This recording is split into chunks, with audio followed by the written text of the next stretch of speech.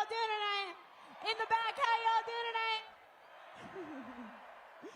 Hey guys, what's up? My name is Sarah Sherman, and I'm a comedian. Oh, stop. No, stop cheering for me. I'm just a comedian on a show that films in New York City late Saturday night and early into Sunday morning, but stop.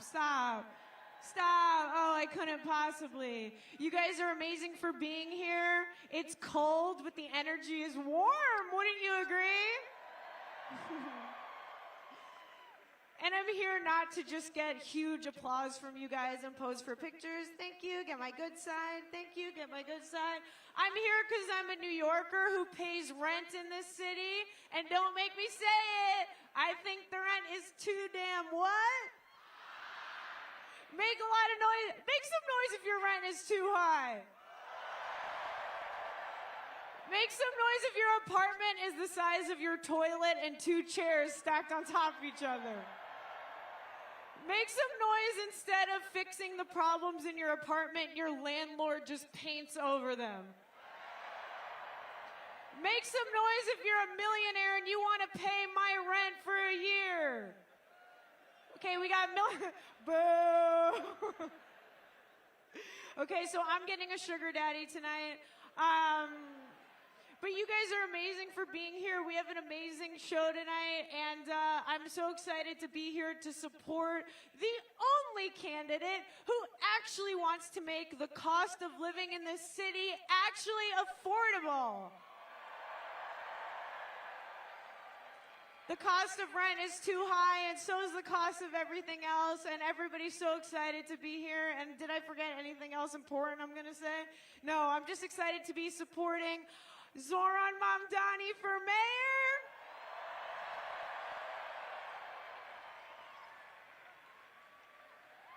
I'm going to be your MC tonight, so get used to seeing my ugly, sweaty ass. And I'm excited to be supporting a candidate who wants to make the city more affordable, and he's the only candidate who doesn't seem to be sweating all the time. So, are you guys ready for an amazing show? You can't even believe it! Thanks for coming. Stick around. I'll see you guys soon. Love you. Have fun.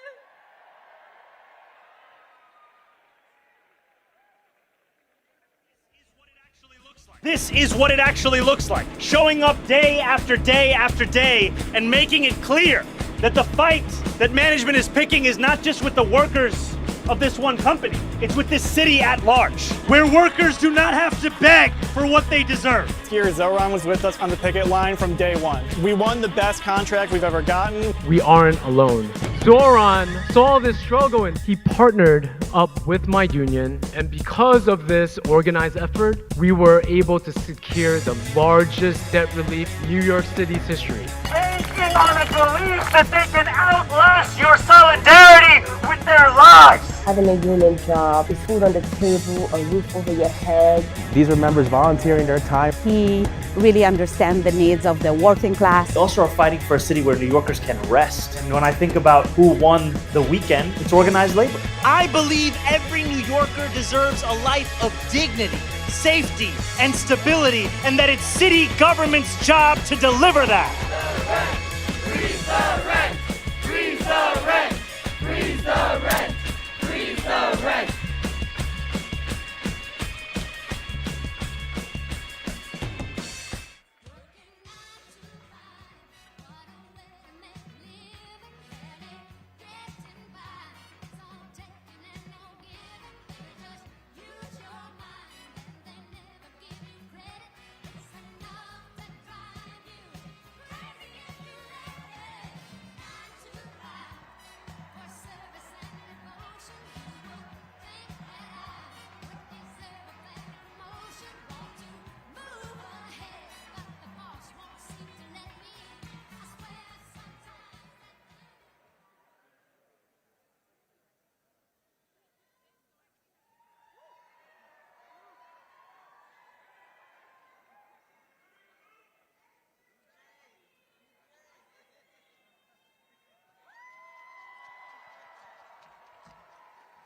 Hello everyone, my name is Arturo Navarro Tresero, For 45 years, mi abuela was a member of 32BJ, cleaning the floors of Midtown office buildings.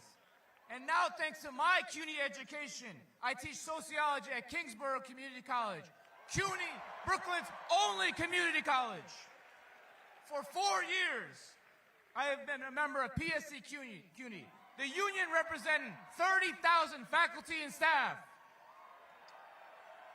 Through my role as a student mentor to students and a member of union committees, I have seen firsthand that fighting together, our members change the lives of students and workers together.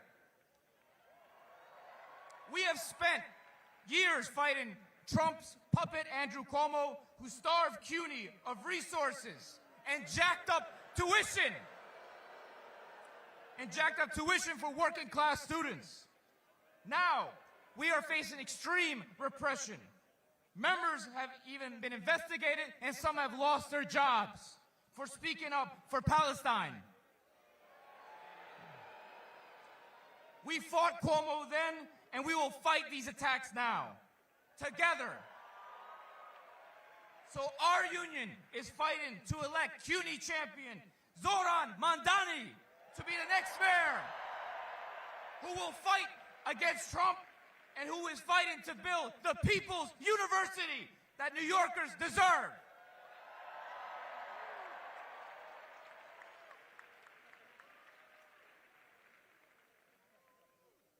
What's up, New York? Are we ready to elect Zoran Mandani? If you're ready to elect Zoran Mandani, make some noise!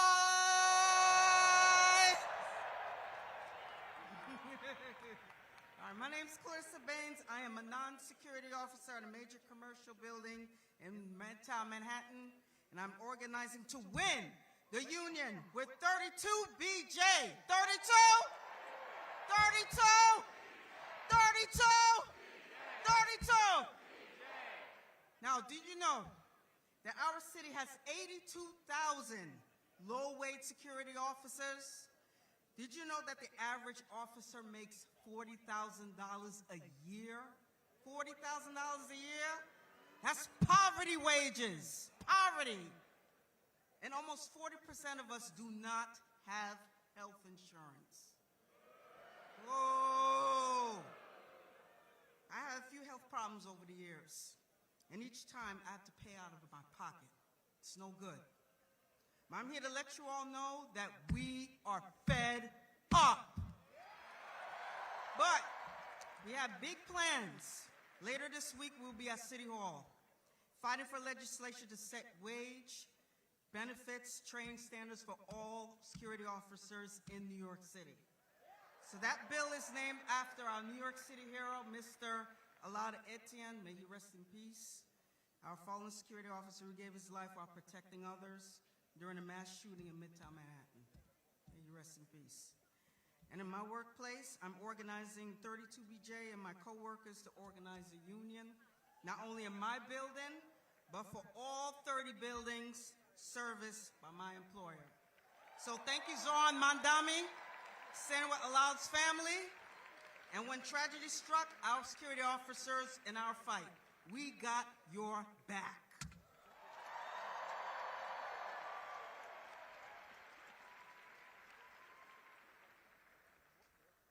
Hello, everybody.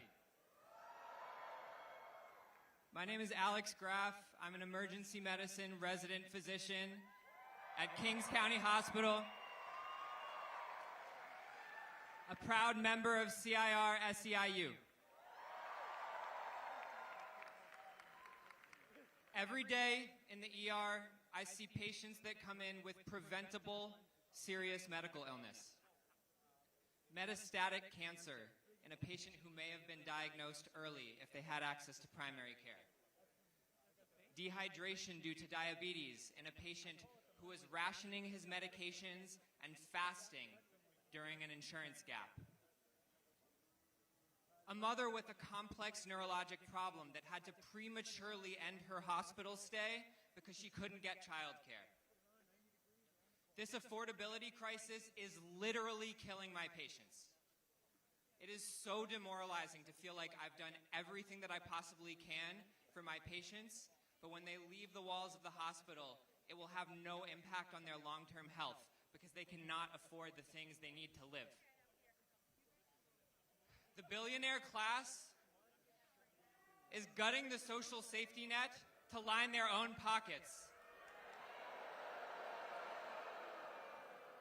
This is going to disproportionately affect working class community of color, and it's a tool of structural racism. That is why we must build a healthcare system that is for people and not profit.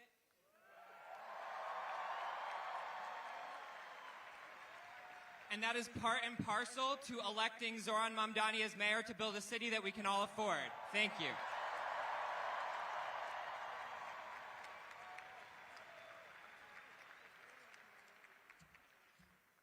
Good evening, fellow New Yorkers. My name is Debbie Feuerman. I'm a social worker at a community mental health center at Maimonides Hospital in Brooklyn. And I'm a proud member and a delegate of 1199 SEIU Union.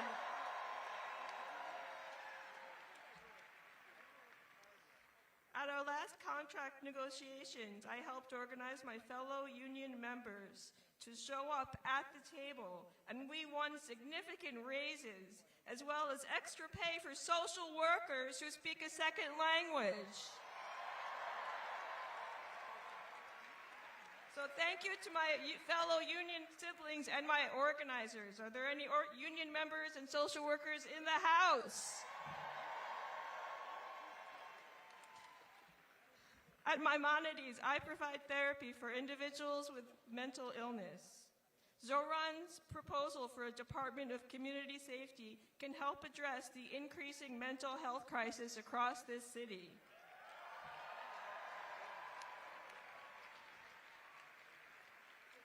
The police are not trained to work with people experiencing a mental health emergency.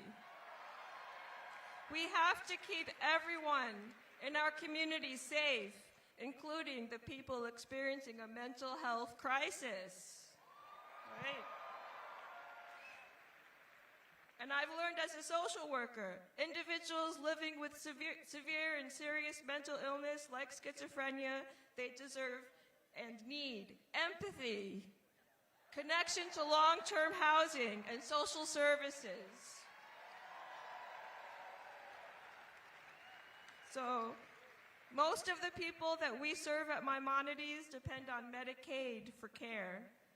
So that mental health crisis is only going to get worse after the federal Medicaid cuts kick in if we do not act. And I'm proud to say, and if it matters, I happen to be Jewish. And yesterday, I proudly cast my vote for Zoran Mamdani to help us address these issues. Thank you.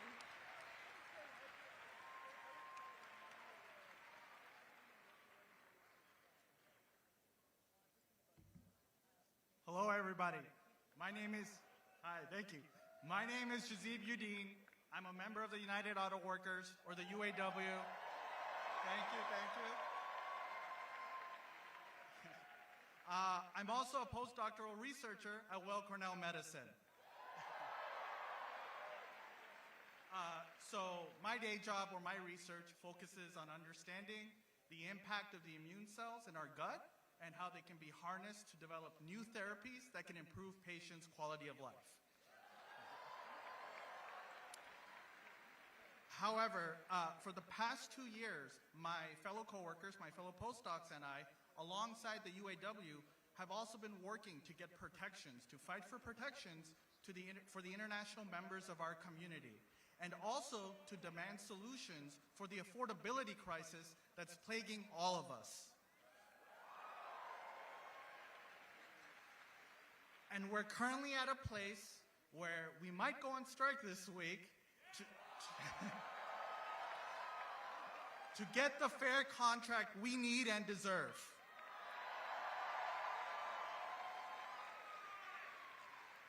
Our fight has only grown more urgent this year as the federal government attempts to slash funding for research institutions while simultaneously attacking the international members of our community.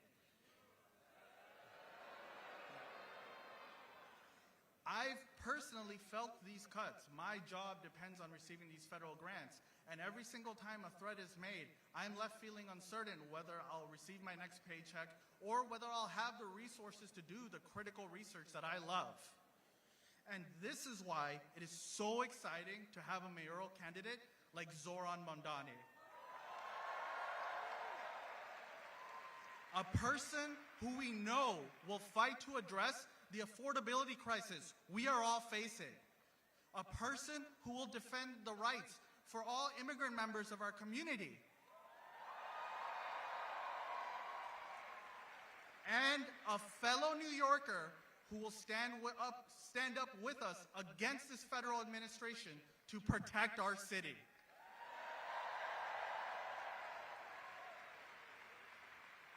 The UAW was the first union to endorse Zoran. And if it is necessary to go on the picket lines, we know Zoran will have our back, just like he has in the past. Thank you, everybody, and please remember to go out and vote.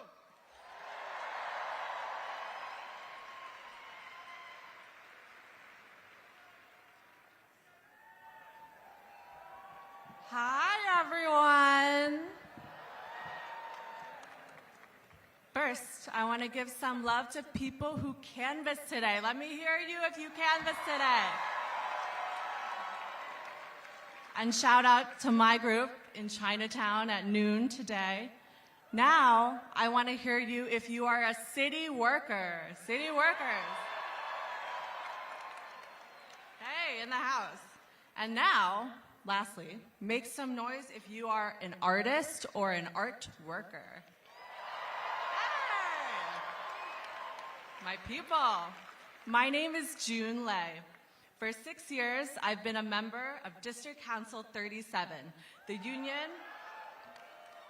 union that represents 150,000 workers who run the city where I was born and raised by two working artists.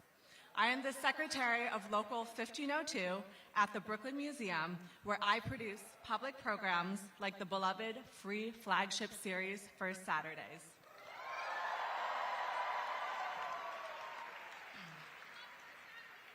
Thank you. This spring, our museum's management attempted to lay off 40 union workers. A reckless reduction in force that would have cut jobs, exhibitions, and programs, all while preserving six-figure salaries for executives. The union strongly opposed. Alongside our sister unit, UAW 2110, we organized rallies and testified to City Council, who pledged us $2.5 million. With this funding, we saved our jobs. We protected our collections and our visitors, artists, musicians, writers, students, and children from Brooklyn and beyond. What I learned, no one but us will save us. Executives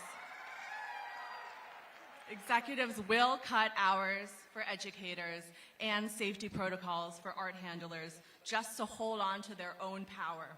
No more of this. No more. With a new mayor as our ally, we together protect each other. We organize. We unionize. We are the art workers that make New York City a place where everyone can afford to dream and afford to create. It is our future to win. Thank you.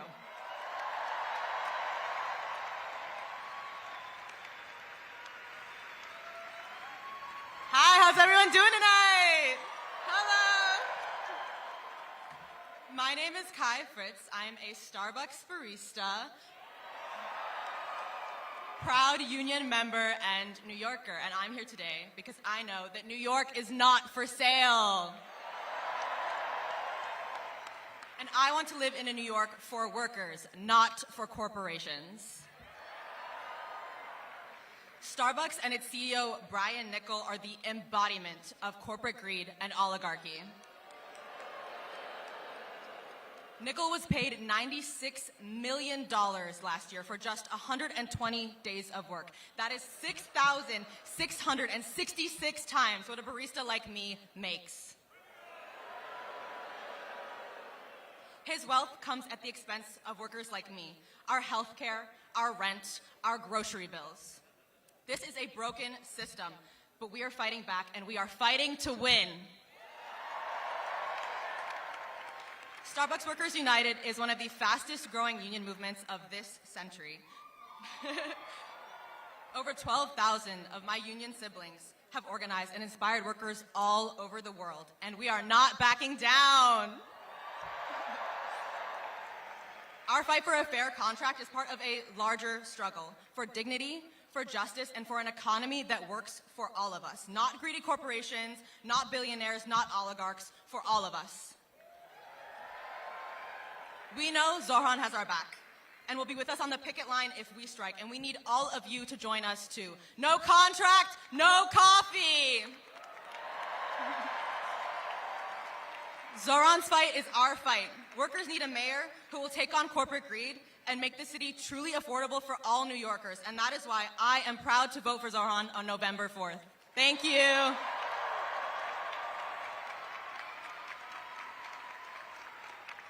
Who are we? Who are we? Who are we? Yes, sir. My name is Curtis Bodie. I'm a proud resident of the Bronx, and most importantly, a proud union member of the Hotel, Gaming, and Trades Council, HTC. My union and I have fought tooth and nail to win the best wages, benefits for hospitality workers. And because of our contract, we was able to thrive through the hardest times. When the pandemic hit and tourism collapsed, my brothers and sisters and I had a lifeline. That contract is set to expire this July. And everything we work to do from now until the summer is to make sure we are ready to demand the wages, benefits, and protection we deserve.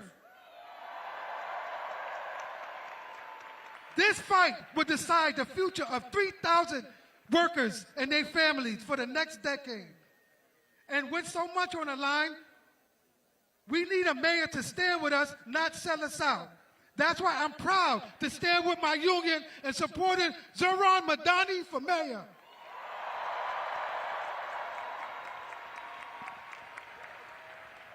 Whether it's holding hotels accountable to keep workers safe and pushing back where Airbnb is spending millions of dollars to take our homes and our jobs. Our union will make sure we never go into battle against a bully alone. And Zohran knows what it's like to take on bullies. Donald Trump. We've seen him go up against the big guys with all the money, all the power, and all the insiders and win. That's the type of ally we need in City Hall, to stand side by side with us when we're on the picket lines and behind closed doors. I know New Yorkers can count on Zohran. Now let us show him we can count on him and vote next Tuesday for Zohran Madani for mayor. Please put your hands together for a visionary leader and fighter for workers everywhere, SEIU President April Verrett.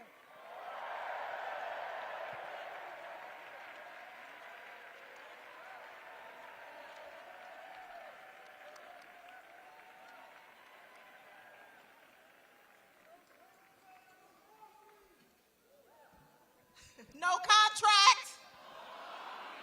No contract. And I got to do this for the home team. SE. SE. SE. 32. 11. Y'all got it. What up, fam? What up, New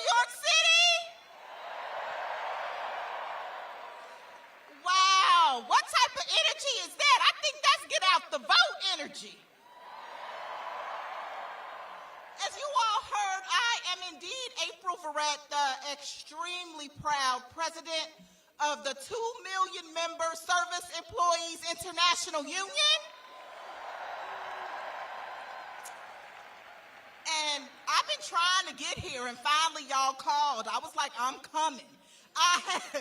I had to be here tonight because when working people anywhere show up for a fight, SEIU gon' damn show up for the fight, am I right? And make absolutely no mistake about it, working families across New York City are in the fight for your lives. Pick any issue and it's abundantly clear. Housing, health care, child care, fair wages. Working families are being crushed. I don't have to tell you, you live it. But here is what gives me hope. Here's why I had to be with you tonight. Zoran Mamdani, damn it, I knew I was gonna do that. Zoran Mamdani gives me hope. He gives me hope because he knows how to fight, and he doesn't just fight, he wins. And that is why in just 9 days, not only is he gonna win, we are all gonna win when we make him the next mayor of New York City.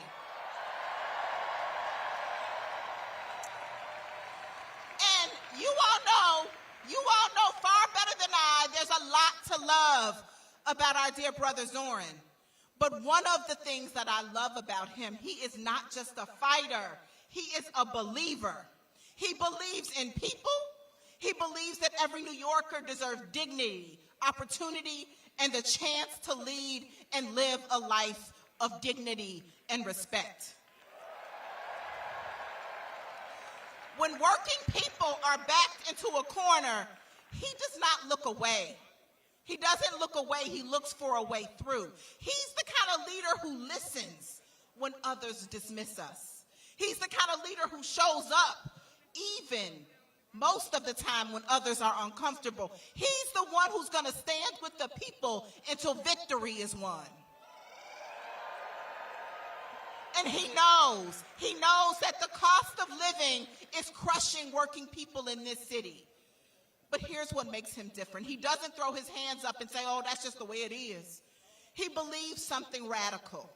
He believes that government can actually work for us.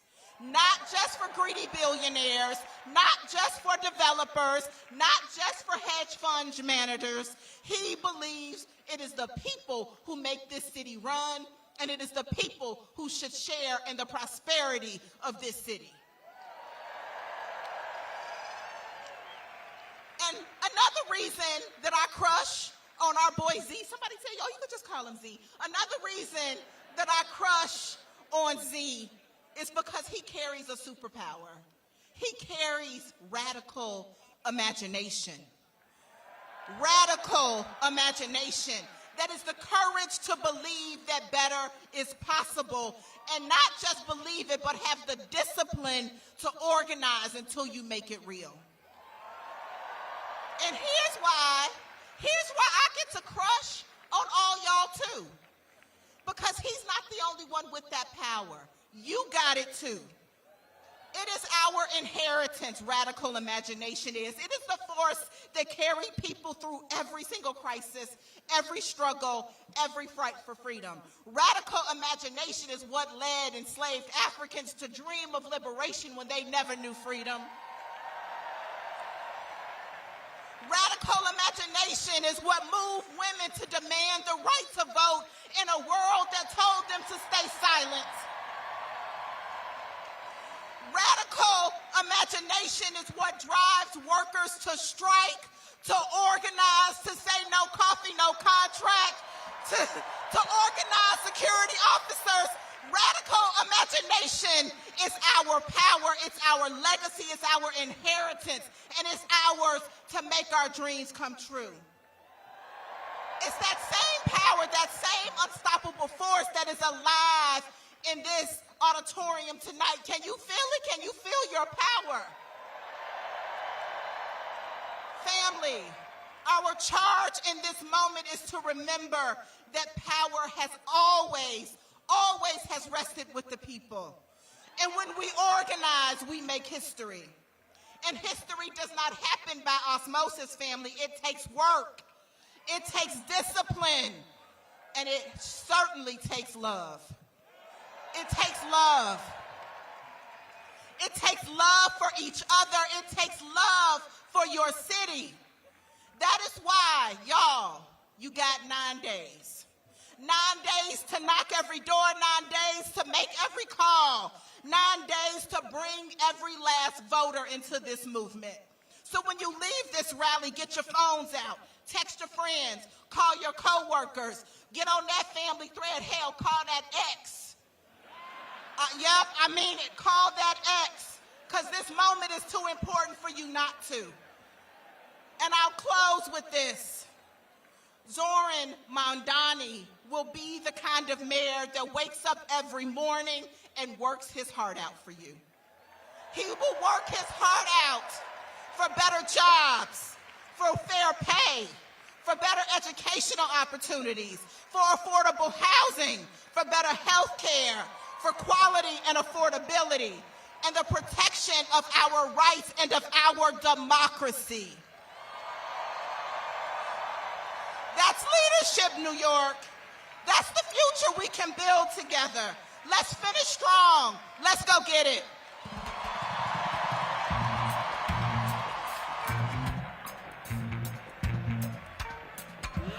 Thank you, President Verrett. Keep it going for President Verrett. And keep it going for all the workers fighting for better wages and democracy in the workplace. Make some noise if you're a worker. I am also a worker, so please cast me. I will do full frontal. No, please get your minds out of the gutter. I'm also in a union. I am in the Screen Actors Guild union. Brag alert. Make some noise if you are in a union. Make some noise if you want to be in a union. That's right. Zoran Mamdani is the only candidate running for mayor of New York City that actually cares about workers and unions. So make a lot of noise for that. Make some noise if you're never going to get tired of making some noise tonight. Workers rock. Stick around. There's a cool video. I'll be back. Bye. Let's see, where is it?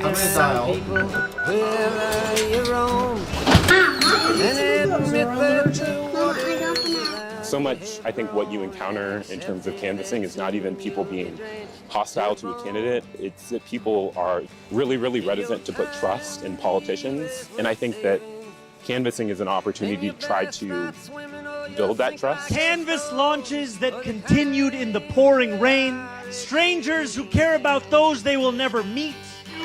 Climbing floor after floor of the 6th floor walk-up. In the rain, in the sun, in the snow. This, for many of you, is the first time that you've gotten involved in politics. First time that you've actually thought, maybe I need to go out on this dreary Sunday evening. No, you came to be surrounded by other folks who are just as energized as you are. All we need is someone with the will and the strength and character to fight for us. People really believe in this man, and I kind of do too. I don't kind of, I do. Dreaming demands solidarity. When I look out at this room and out onto the midnight skyline, that is what I see.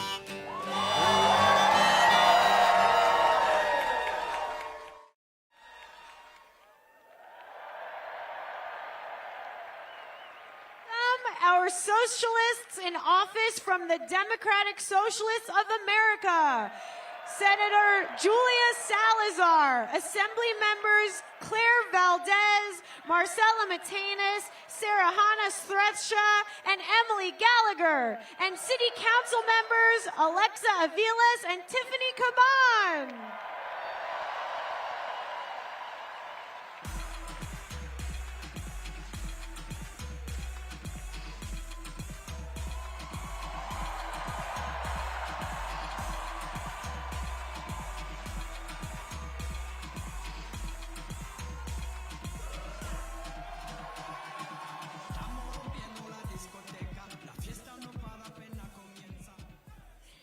Good evening, everyone.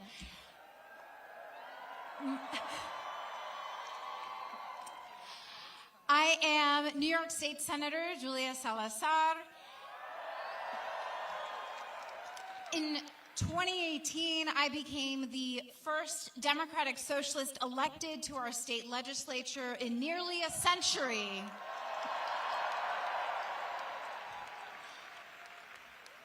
Before that election, I was an everyday New Yorker, like many of you, organizing with my neighbors to demand better from our elected officials. But rising costs and skyrocketing rents were making it harder and harder for working people to stay in our neighborhoods. And fellow DSA members told me that I couldn't stay on the sidelines. So, we launched a long-shot campaign that year for state senate with a promise to fight for everything that working-class people deserve. The odds were against us.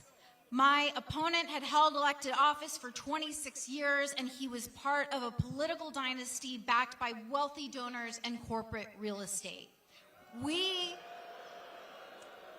We were a scrappy grassroots campaign. Does that sound familiar? But in 2018, we won because we had the power of the people on our side. The establishment didn't take me seriously. They thought our democratic socialist agenda was too radical. It was too radical to win. But together, we proved them wrong. And that's right. And we were just getting started. We came right back for more. In 2020, we elected another 5 Democratic Socialists to the state legislature, including a guy you may have heard of named Zoran Mamdani to the State Assembly. But we didn't even stop there. The following year brought the victories of Democratic Socialist Alexa Aviles and Tiffany Caban to the City Council. And you know we couldn't stop there, so we kept going, and we elected Kristen Gonzalez to the State Senate and Assemblywoman Claire Valdez. And now we are on the verge of electing Zoran Mamdani to become our Democratic Socialist mayor right here in the largest, greatest city in the country.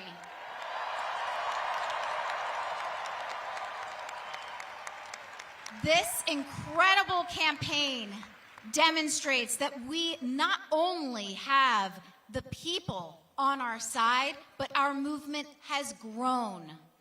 Is it radical to demand that billionaires finally pay their fair share of taxes?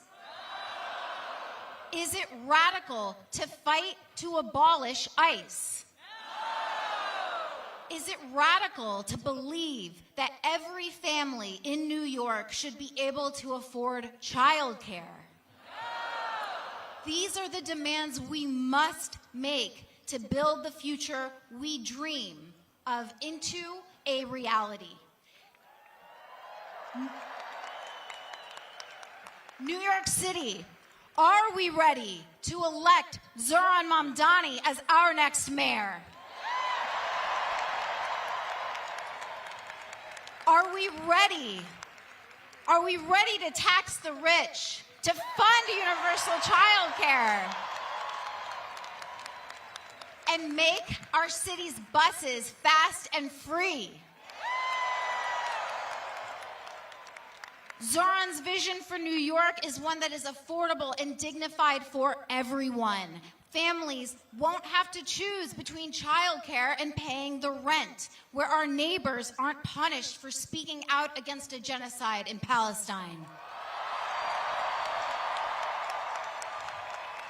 On November 4th, we will remind the elite once again that we have the people power, and we will give Zoran the mandate he needs to lead our city. And after we secure this election day victory, you can continue to build with us by joining DSA.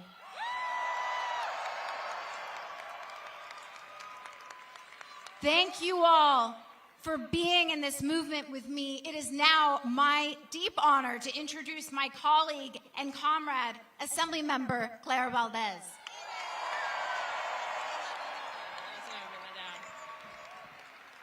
Okay, hello, hi Queens. 6 years ago, I joined DSA because I saw power in our movement. I saw organizers like Julia Salazar and Alexandria Ocasio-Cortez take on political dynasties and big money and win. And I wanted to be a part of it. And I wasn't alone. I'm standing here with so many of our electeds that we've managed to get across the finish line against incredible odds over the years. One of them, not on stage yet, Zoran Mamdani. And it never would have occurred to me 6 years ago that we would be here, that we would be days away from electing our colleague, our friend, Zoran Mamdani, a Democratic Socialist mayor of New York City. But here's the thing, Zoran didn't come out of nowhere. He came out of our movement. Our movement that has been fighting for workers and tenants and immigrants and our trans siblings. Our movement that believes in the richest city and the richest country that this world has ever seen. No one should go without housing and health care. And of course, you know, that's exactly what the billionaires are afraid of. They're afraid of our movement. And that's why Bill Ackman and Whitney Tilson and Michael Bloomberg have spent millions of dollars in this race to sow fear and hatred and racist AI slop. Because they think if they can set enough money on fire, they'll win. But I think we know the truth, that New York is not for sale. But friends, our work is not done, and unfortunately it's not even done on November 5th. Ours is a lifetime commitment to fighting racism, to fighting billionaires, to fighting fascism. And if you are here tonight, and if you have been knocking on doors with us, you are part of that movement. And so I'm going to make the same ask that my friend just made. Will you take the step I took 6 years ago and join DSA? We're taking down names.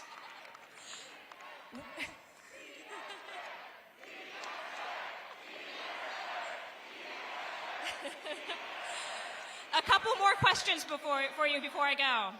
Will you hit the doors to elect Zoran Mamdani? Are you ready to organize, to freeze the rent, make the buses fast and free, win universal childcare, and tax the rich? And to quote another famous socialist mayor, Bernie Sanders, are you ready to fight for someone you don't know? Hell yeah. Let's win this, Queen. Solidarity forever.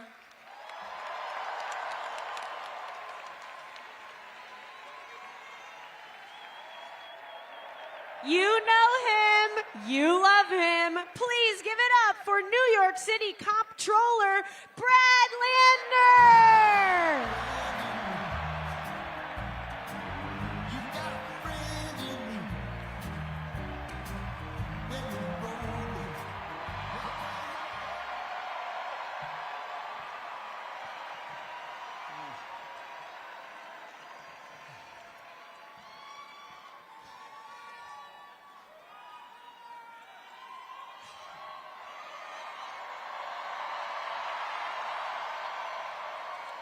Good evening, New York City! I'm Brad Lander, the New York City Controller, also known as your second choice in the primary. That primary gave me a front row seat to see this powerful coalition that Zoran is building, and then to become part of it. Watching Zoran up close, I got to see how hungry New Yorkers are for a city they can afford, where everyone is welcome, and with a leader who inspires us.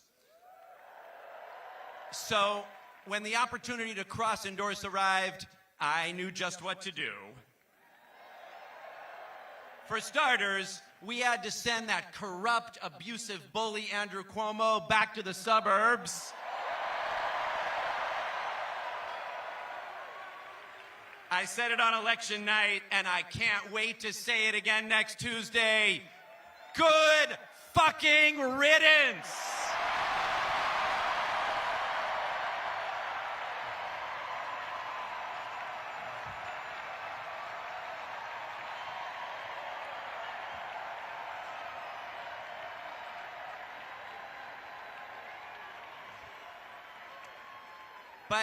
But our cross-endorsement was more than ranked choice math.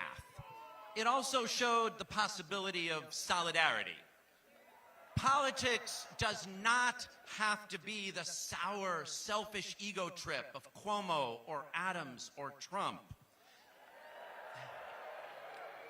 Politics can be a team sport for building the New York of our dreams. That's what Zoran is building.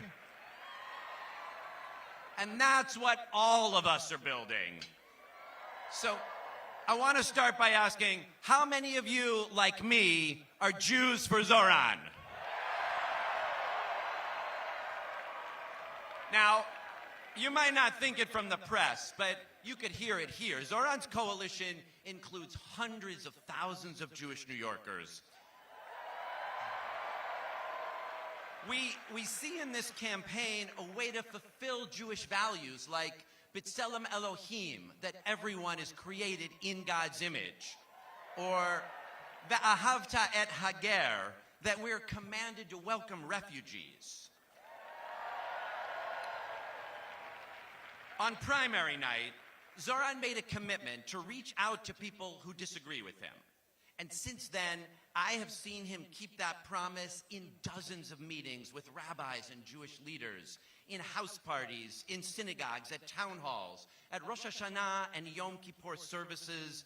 In each one, Zoran listened intently to people's hopes and also to their fears, including all too real experiences of anti-Semitism. With patience, with compassion, and with a plan, he has made it crystal clear Zoran will work to keep Jewish New Yorkers and all New Yorkers safe.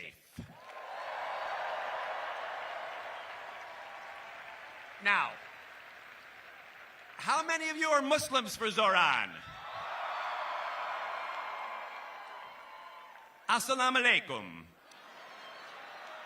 I want to speak to you as a Jewish New Yorker because this race, especially in the last few days, has seen outrageous Islamophobia. For shame. Shame on you, J.D. Vance, and shame on you, Andrew Cuomo. Andrew Cuomo and his billionaire donors have sought to exploit both anti-Semitism and Islamophobia for his political gain. It's gross, and we won't stand for it. Jews and Muslims will not be divided against each other. Our safety, our freedom, our thriving is bound up together. And that's true in New York City, and it is also true in Israel and Palestine. Israelis will not be free and safe until Palestinians are free and safe. And that's why, even though this is a municipal election, we demand the end to the genocide in Gaza.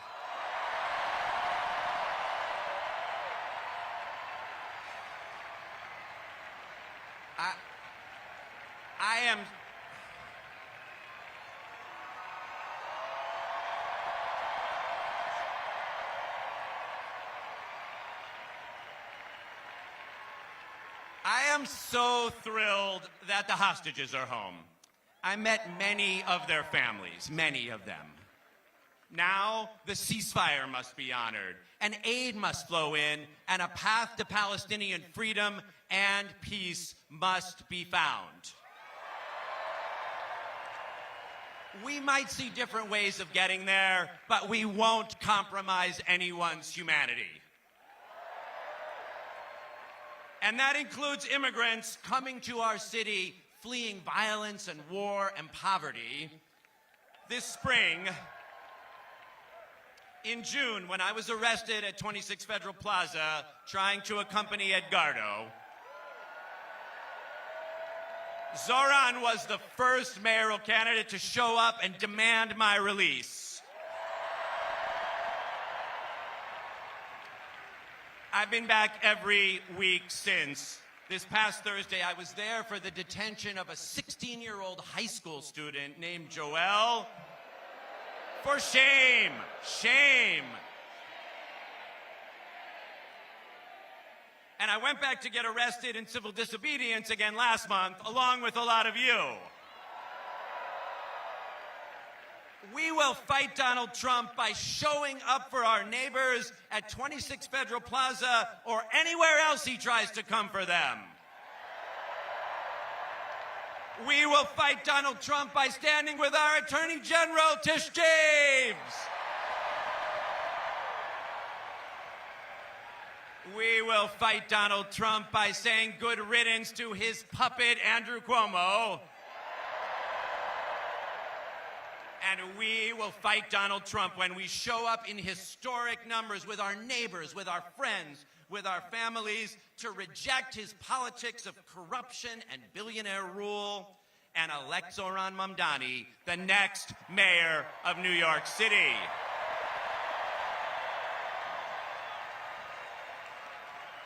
Because it's not Donald Trump versus Zoran Mamdani, it's Donald Trump versus New York City. With Zoran as our mayor, we'll show the world that we know what it means to wake up every day with that copper-plated statue in the harbor, reminding us what it means to be New Yorkers.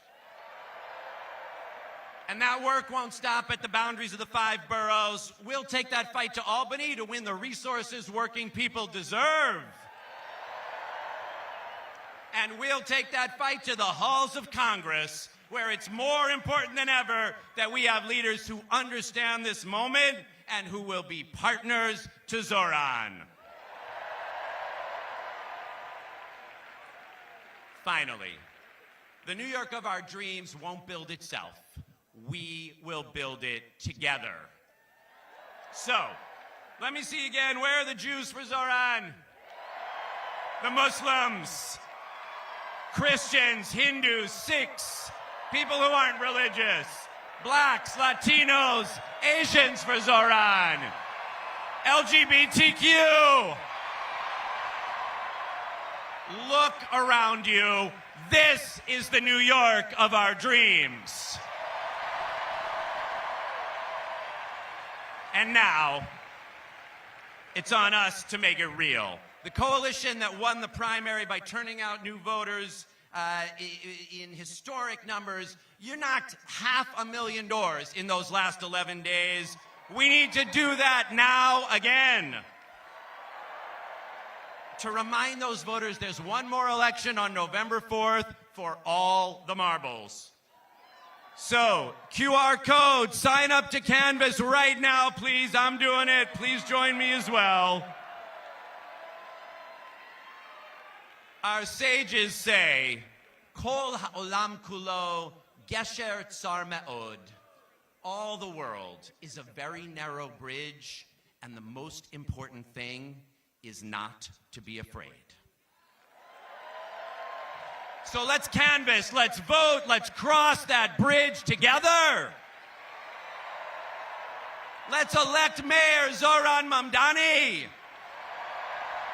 Let's build the New York of our dreams. Thank you very much.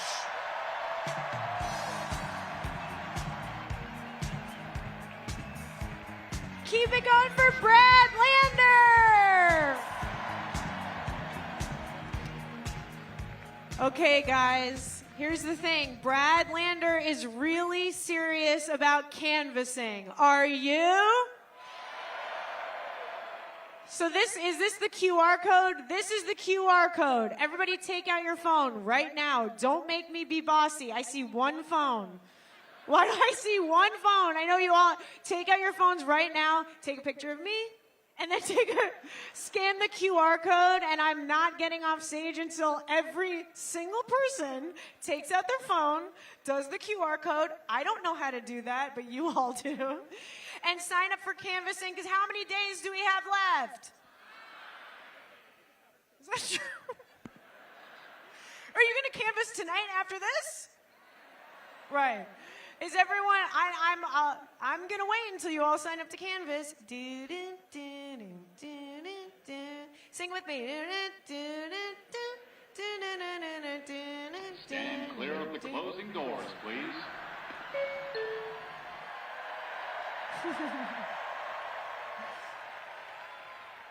Hey guys, I wasn't finished singing, so you just silenced the female narrative at the round. Just kidding. You guys all signed to canvas. Thank you for doing that. Keep it going for yourselves. I've got an amazing joke for you. A reverend, a rabbi, and an imam walk into the bar, and the bartender says, "What are you having?" And they say, "No Cuomo." You guys like that. Okay. Can I get the energy back up? You guys, please give a warm, not cold, not chilly, a very warm New York welcome to Reverend Charles Galbraith, Rabbi Sharon Kleinbaum, and Imam Khalid Latif.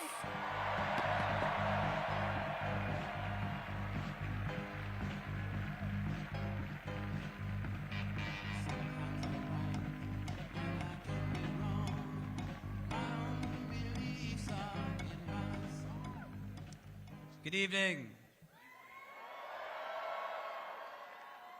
My name is Khalid Latif. I'm the director of the Islamic Center of New York City and a proud member of the Muslim Democratic Club of New York. We are gathered at a time when too many people in our city and in our country are being told that they don't belong. When the language of our politics too often divides rather than unites. When people are made to feel invisible, not because of what they've done, but because of who they are. Like many of you, I am here tonight not just because my brother Zohran Mamdani is running, but because of what he is running for. We are here not because it is fashionable, not because it is convenient, but simply because it is right.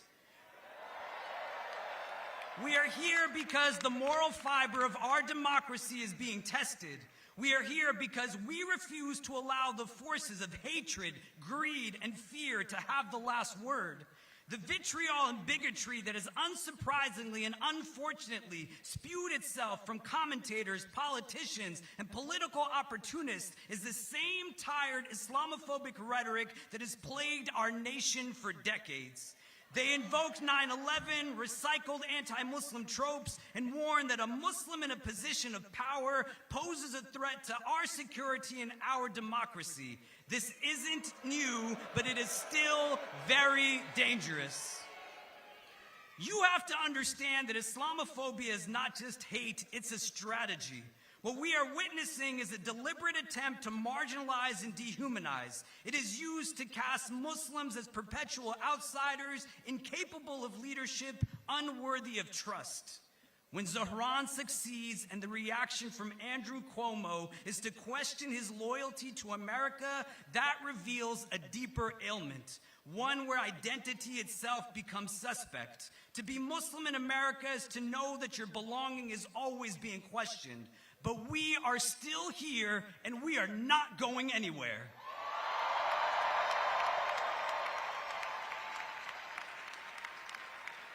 The same forces that target Muslims are also targeting immigrants, the working class, the homeless, black and brown people of all kinds. Really, anyone who comes from underserved and underprivileged backgrounds, especially those amongst them who dare to speak truth to power. Islamophobia does not exist in a vacuum. It is entangled with white supremacy, xenophobia, and anti-black racism. To me, anti-Muslim sentiment has always been a system of anti-blackness. To those peddling hatred in our political discourse, you should know that democracy thrives not on fear, but on radical empathy. It demands we trust one another, respect our differences, and elect leaders who reflect our collective identity, not just a narrow majority. And there is no doubt that those who believe in Zohran's leadership come from all walks of life. To everyone who is not a bigot, remember that we are stronger when we include and not exclude. Zohran's victory will not just be a political milestone. It is an invitation to dream bigger, to love braver, and to live up to our city's promise. We do not need to become what they fear in order to defeat them. We simply need to keep showing up with our hearts, our feet grounded, and our collective voice strong and unwavering. This is our city too, and we all belong here. We are here to say that justice is not just a slogan, it is a struggle. That love is not just a sentiment, it is a commitment. That every human being, no matter their faith, their color, their gender, their income, or their immigration status, has infinite value and unshakable dignity. That affordability is not just about rent checks and price tags. It's about whether ordinary people can live with stability, with joy, with hope. That a democracy that allows corporate greed to dictate who gets a home, who gets health care, who gets to dream, that is a democracy on life support. We may not have all the money, but we have a movement made up of the people. And when the people move, the ground beneath injustice begins to shake. When the people move, the walls built to divide us, they crumble. When the people move, the impossible becomes inevitable. To my brother Zohran Mamdani, keep showing them who we are by showing them who you are. We are with you every step of the way, and we know that your victory will not just be yours, but ours. It will belong to every family fighting to stay in their home, every worker demanding dignity, and every young person daring to dream of a fairer world. Because when you rise, Zohran, we all rise. When you speak truth to power, you remind us that the moral arc of the universe still bends towards justice, but only when we bend it together. So let's keep bending. Let's keep building. Let's keep believing. This is our city. This is our moment. And this movement is what New York City should look like.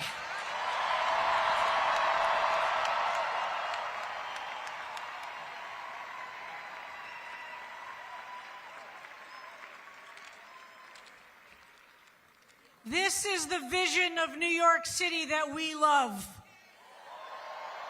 A Muslim, a Jew, and a Christian stand here supporting this campaign to take our city back. My name is Sharon Kleinbaum, and I'm a rabbi here in New York City who is dedicated to the vision of transforming this city into a place in which all of us live in peace and security and can afford to live in this city. In our Jewish story, read this past Shabbat of Noah after the flood, God says to all of us, I set my rainbow in the clouds as a sign of the covenant between me and the earth. Now it is your turn to make sure the earth is taken care of. That rainbow was the first covenant, a promise of life and diversity, a sign that creation itself is holy in all of our colors, a sign that it is up to us to create a future free of corruption and violence, which we're told caused God to flood the earth with the Mabul, with the flood itself. Our sages then taught in Pirkei Avot, in the Mishnah, that the rainbow was one of the last things that God created, Bein Hashmashot, in the tender moment between day and night, when light and darkness touch but do not erase each other. That's the spiritual hour New York City lives in all the time, between light and shadow, wealth and poverty, despair and hope. And it is in that in-between place that holiness is born. Centuries later, two Jewish sons of immigrants, Yip Harburg and Harold Arlen, dreamed another rainbow into being. There was no rainbow in the original Wizard of Oz. In the depths of the Great Depression, they wrote somewhere over the rainbow. From a place of despair and hopelessness, we can imagine the creativity of a rainbow with color and vision and creativity. A vision not of escape, but of courage. A world in which people could live free and unafraid, where dreams and justice meet. That dream must be renewed in every generation. And we need leaders like Zoran Mamdani to help us keep imagination and creativity alive, to dream of the future and work hard to make it happen.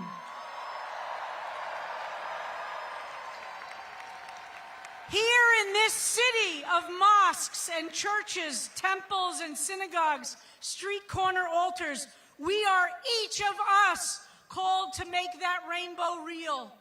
We must make sure we are creating a city which feeds the hungry, houses the unhoused, welcomes the stranger and the immigrant, and protects every single child's right to dream. We must be the carriers of that message. We must make affordable this messy, creative city of ours. Now, I know that I don't agree with our leader, Zoran Mamdani, in everything that he says. I don't agree with anyone on everything.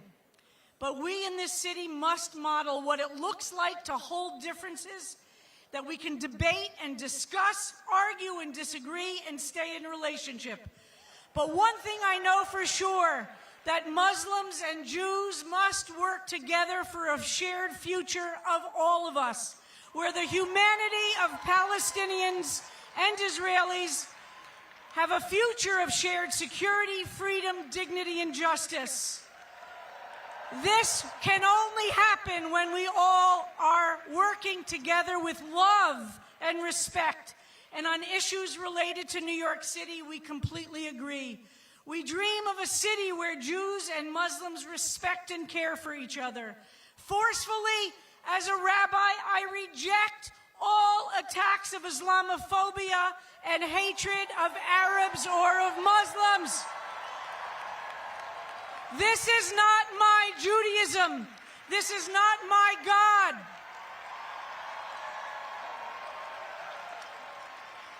Together, we must reject all these attacks of Islamophobia and anti-Semitism. We need each other. We dream of a city where God's keshet, or rainbow, bathes all of us in light and justice and in glorious tapestries of differences. And we always pray to remember that joy itself is an act of spiritual and political resistance.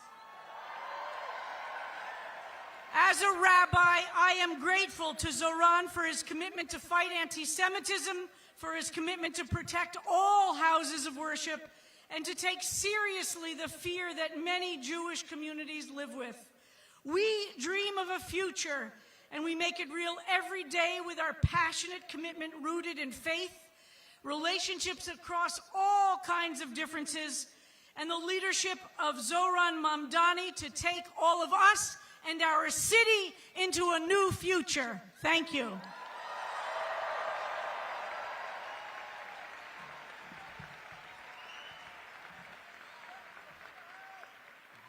Good evening, New York.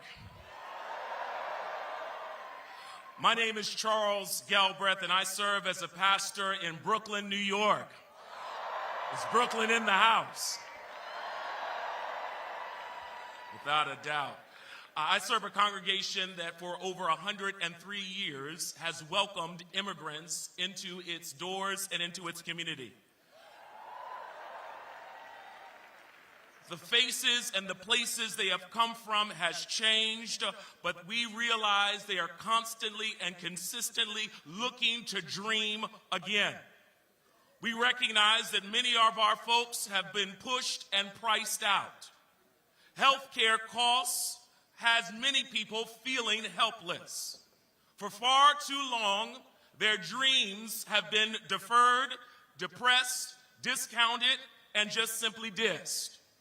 But I believe that there is a season coming.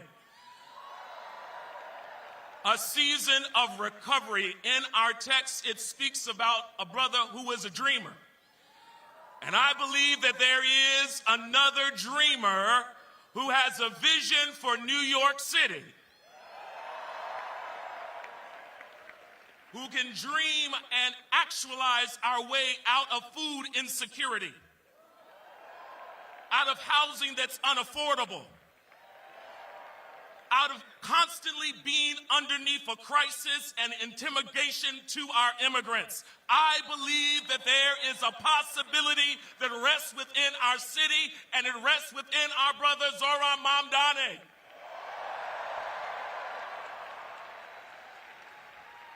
In my sacred text, there's a story and narrative of Jesus where he sees folks who are hungry.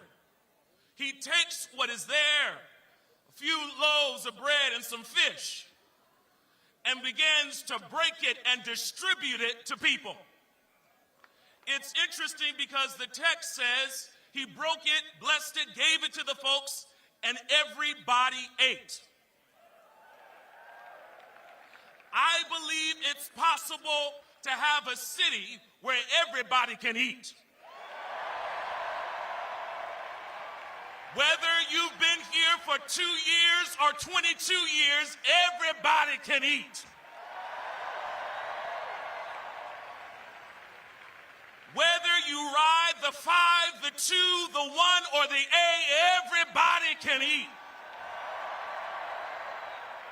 Whether you live in beautiful Brooklyn, the bustling Bronx, money-making Manhattan, Staten Island, or Queens, everybody can. Whether you come from here or from Haiti or from somewhere else, everybody can eat.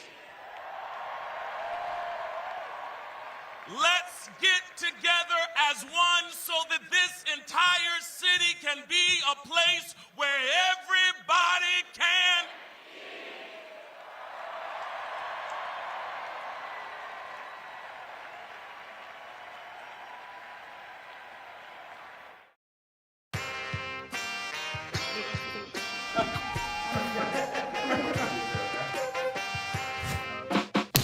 These are not just slogans. These are commitments. Everyone should be able to raise a family in New York. We will deliver universal childcare. We'll make the city affordable for everyone. Change is coming. New Yorkers deserve a city they can afford. We're gonna deliver. It's government's job to make your life better. That's exactly what we are going to do. It's Zohran's agenda. It's New York's agenda. It's our agenda. It's my agenda. All of these concepts are just ideas in the clouds if we do not elect Zohran Mamdani. Join me in welcoming the leaders who will help us bring this home. Governor Kathy Hochul, State Senate Majority Leader Andrea Stewart-Cousins, and Assembly Speaker Carl Hastings.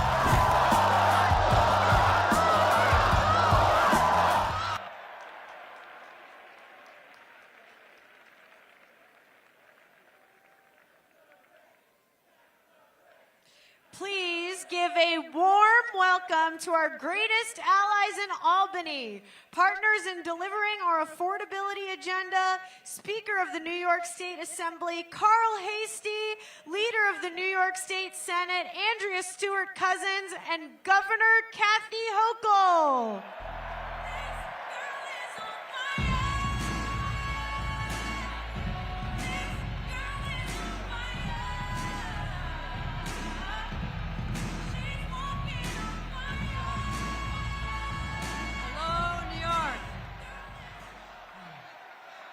Here we are, everyone.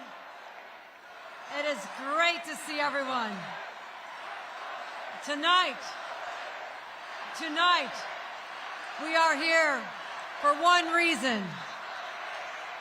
Are you with me? Do you want to elect Zohran Mamdani as the next mayor of New York? Well, then I'm in the right place. Because in so doing, electing him as our 111th mayor, we will change the course of history. And it needs to be changed. Because right now, and I don't mean to take you all down to a dark place, because this has been a really uplifting experience. But right now, our city and our state and our country are under attack by Donald Trump and the Republicans in Washington.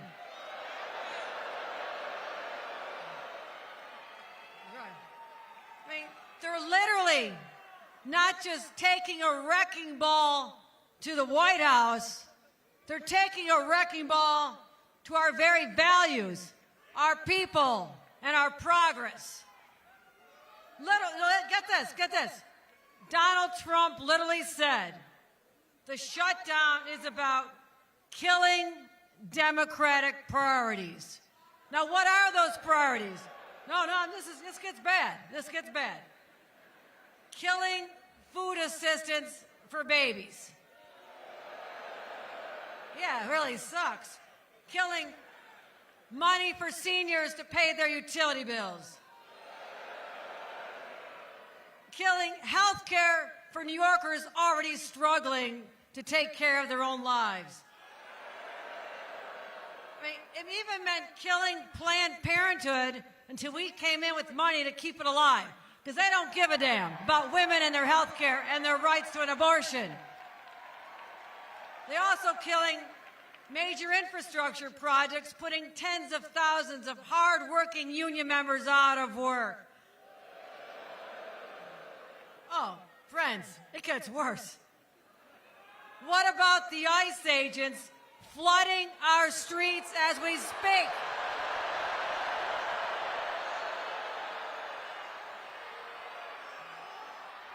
Canal Street, Queens, the Bronx, they're everywhere, and they're terrorizing innocent people.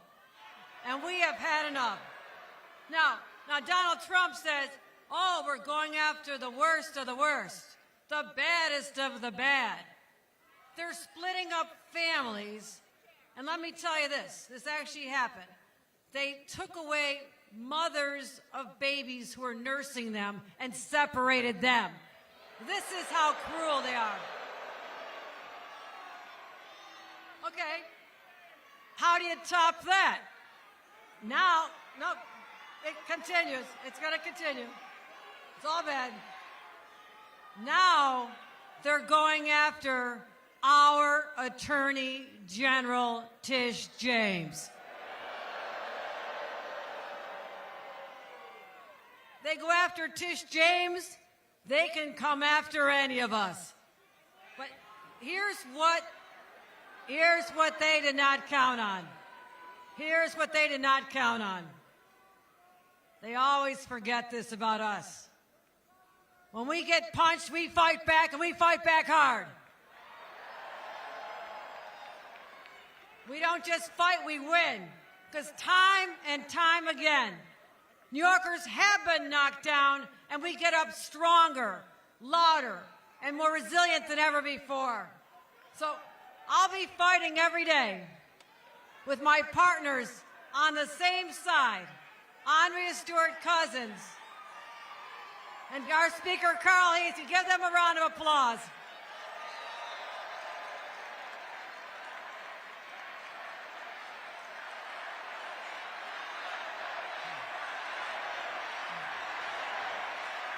But you know what?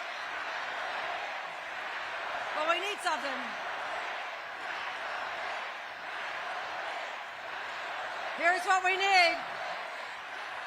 Oh, you're fired up. You're fired up.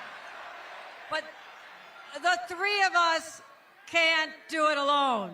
We need a fighter in City Hall who wakes up every day ready to punch and fight for the working people of the city, and that person is Zohran Mamdani. And this is because Trump's America runs on fear and cruelty and division. But New York, we run on hope and compassion and optimism that never leaves us. So I say we are the state that does not back down, and I'm going to be working closely with Mayor Zohran Mamdani.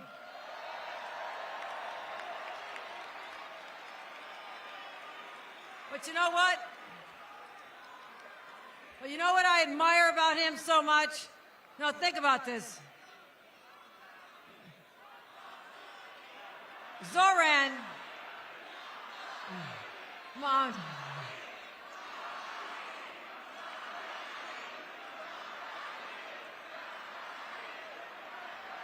But you know what you should take inspiration from? Think about the fact that every single time people have forced him to endure hatred and threats, trying to use his faith or his name as a weapon, you know what he's done? He doesn't get out in the gutter with everybody else. He rises up with grace and courage and grit. That's the kind of leader we need. That's what we need. Because that Islamophobia and bigotry and hate-filled speech, that kind of bullshit doesn't belong in New York.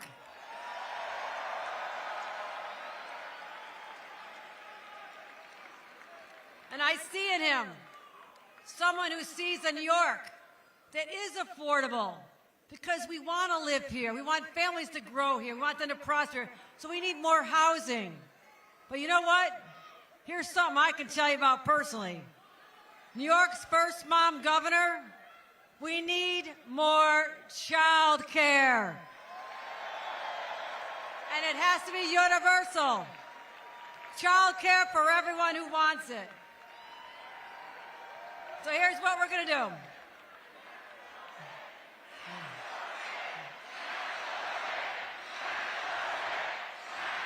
Oh, this crowd is fired up.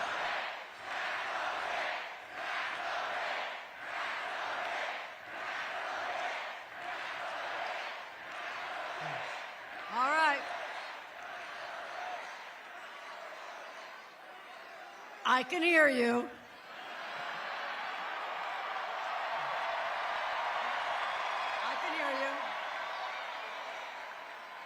But here's, my friends, you want to see Zohran or not?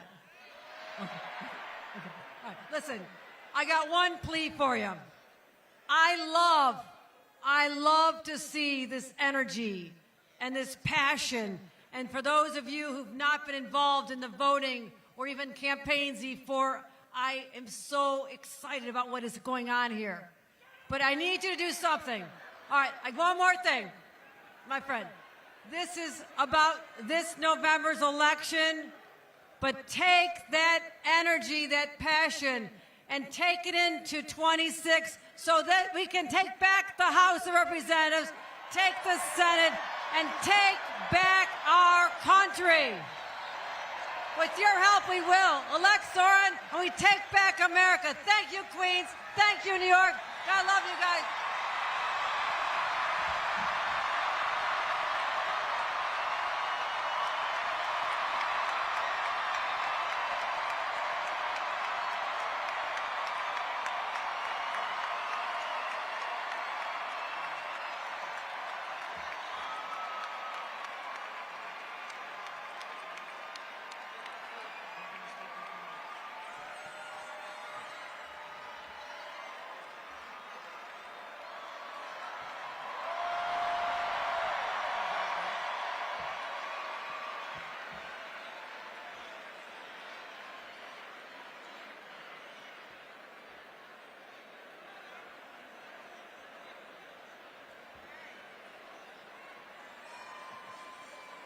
Well, good evening, everyone.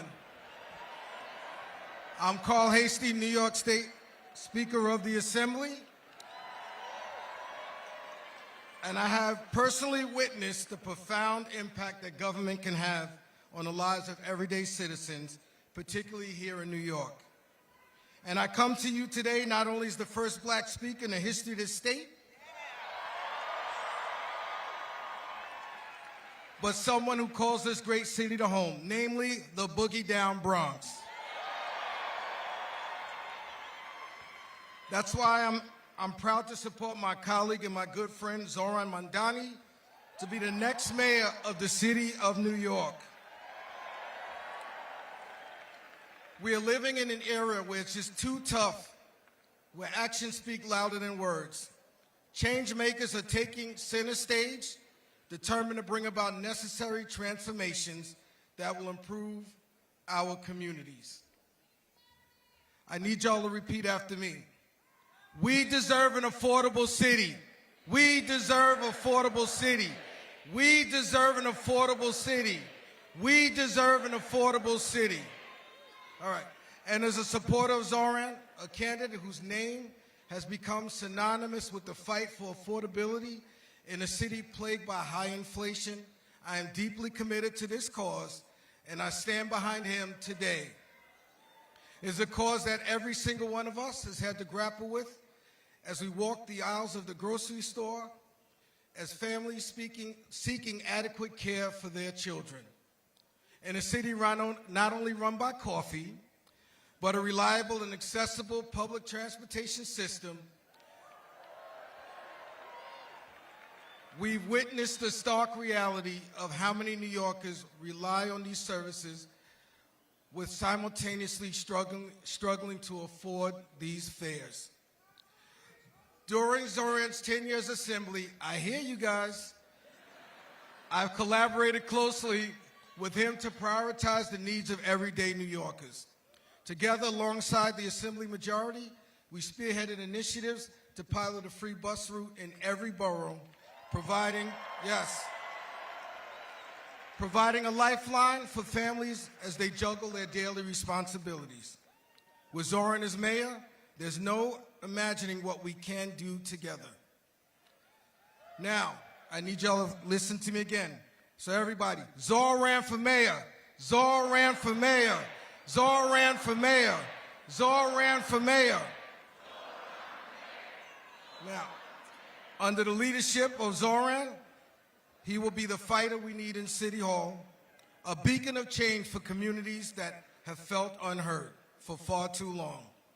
Affordability will be at the forefront of his agenda, and we can all stand together and witness leadership in action as we work towards an even better and brighter future for our beloved city. And don't forget, as we head to the polls, just remember, Zohran for mayor.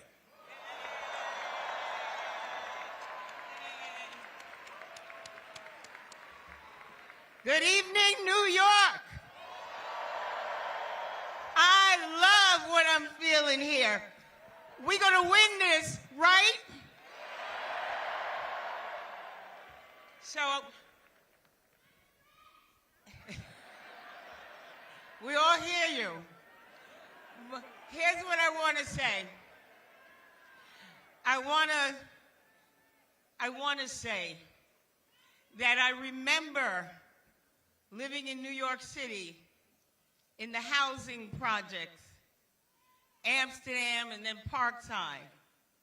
I remember having a child and needing daycare. I remember making $7,900 a year. And they told me that I was making too much.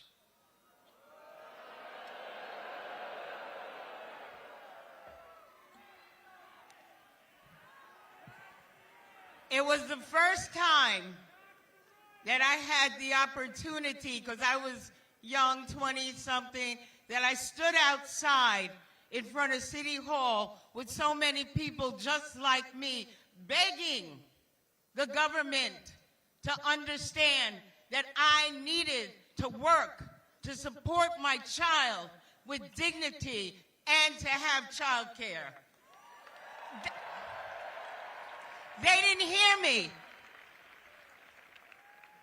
Fortunately, my mother stepped in, so I was able to continue work. This is a story that in 2025 still exists. It is a story of unaffordability for the things that we need every single day. However, we have Zoran.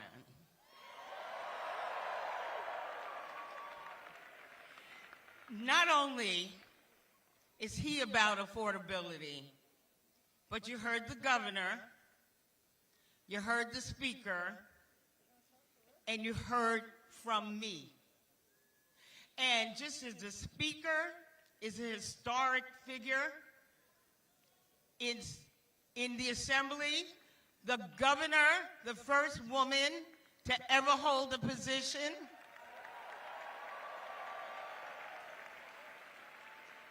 and I am the first woman to ever lead a conference in the history of New York State.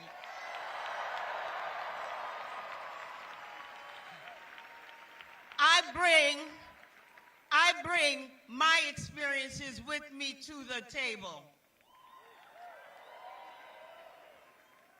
And I tell you my experiences so you know that I get it. He gets it. The governor gets it.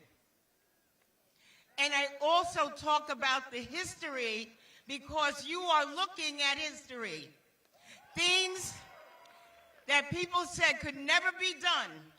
People could never have these seats. They could never ever sit at the table and make policy decisions. That's what they would have us believe. And yet, because you vote, we change history. We change lives. We make things happen. It's in your hands. You have the power.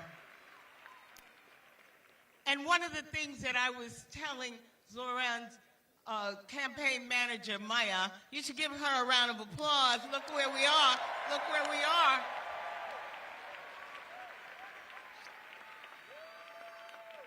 Is that the first time I ran for Senate, I lost by 18 votes.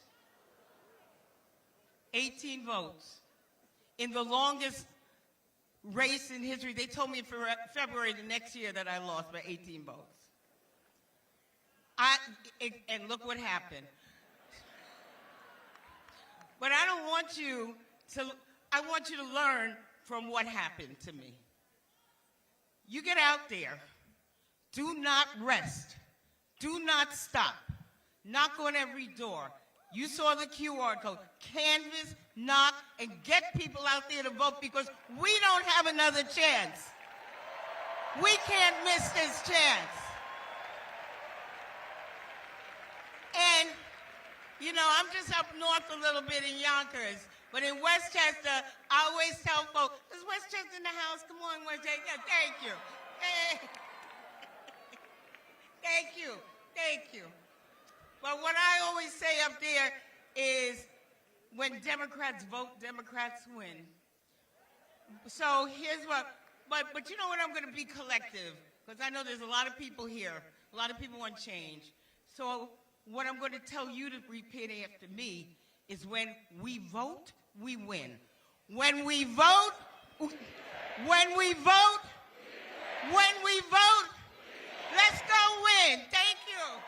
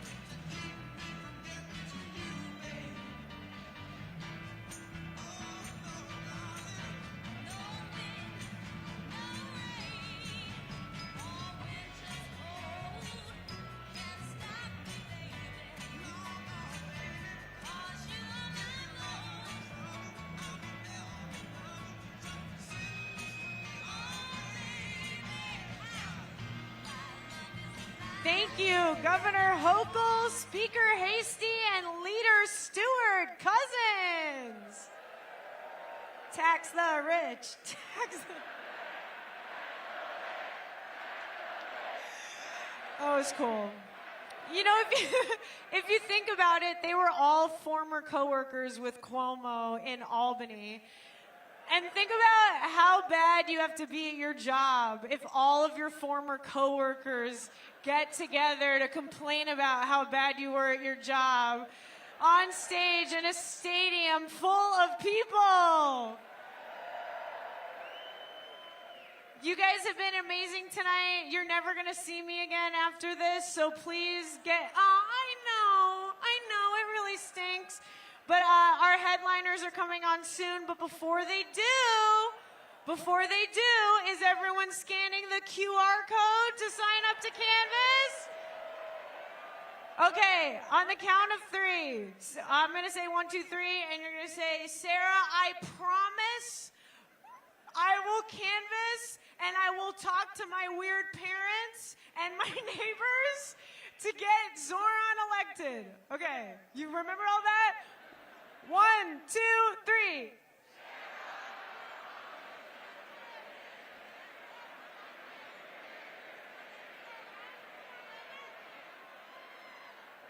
You sort of got it. Give it up for yourselves. You guys are amazing. Thanks for coming out tonight. We have some amazing headliners, and there's 9 days left to go. Do everything you can to make sure we elect Zoran Mamdani with a mandate to make New York City more affordable for all of us. And please give a warm welcome to the Resistance Revival Chorus.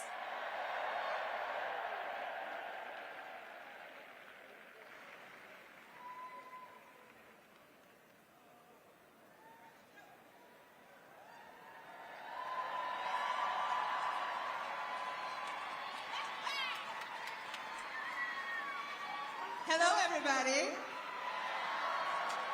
We're here to sing. We are the Resistance Revival Chorus. We got a lot of friends with us on stage tonight.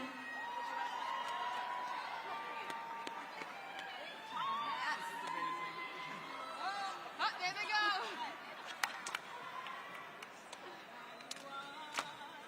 Which side are you on?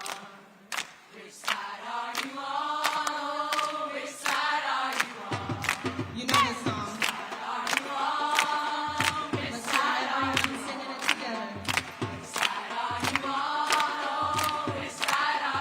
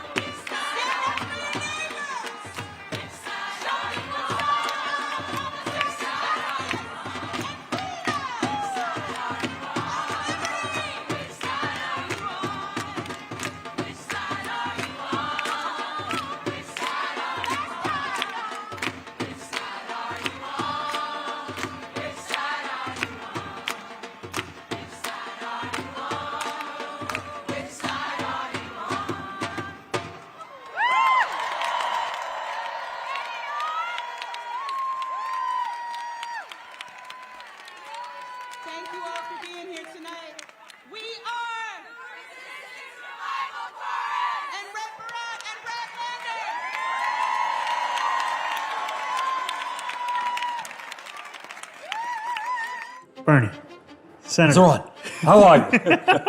You know, Bernie, this means so much to me because we are sitting here in one of my favorite restaurants in the heart of my district as an assembly member. My journey in running for office in the first place, the first event that we had, it was to your Queensbridge rally. And when Bernie walked out to Back in Black by AC/DC, we felt as if possibility was a fact of life.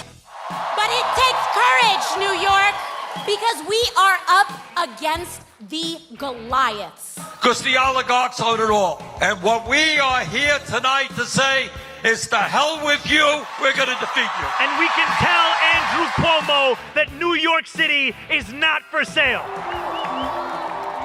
And I think a lot about what has happened leading up to this political moment. The only reason that I had any hope in launching a long shot campaign for Congress is because Bernie Sanders proved that you can run a grassroots campaign and win in an America where we almost thought it was impossible. And what an honor it is to look out onto this crowd and to see the city I love. At New Yorkers who, amidst this despair, have continued to believe in a world better than this. And I will tell you, New York City, if we can change the page in the biggest and best city in the United States of America, we can change the page in our country too. With every block walked, you have refused to normalize a politics of cruelty, of greed, of exploitation. I want you all to take a look around and find someone you don't know. Maybe somebody who doesn't look kind of like you. Maybe somebody who might be of a different religion than you. Maybe they come from a different country. My question now to you is, are you willing to fight for that person as much as you're willing to fight for yourself? Nobody is an island into himself or herself, right? We all got it from somebody else, and I got it from other people, and they got it from somebody else. And, you know, the fight for justice has gone on for a few thousand years. Bernie said something to me that we are all in this struggle because someone brought it to us. But he also said, not me, us.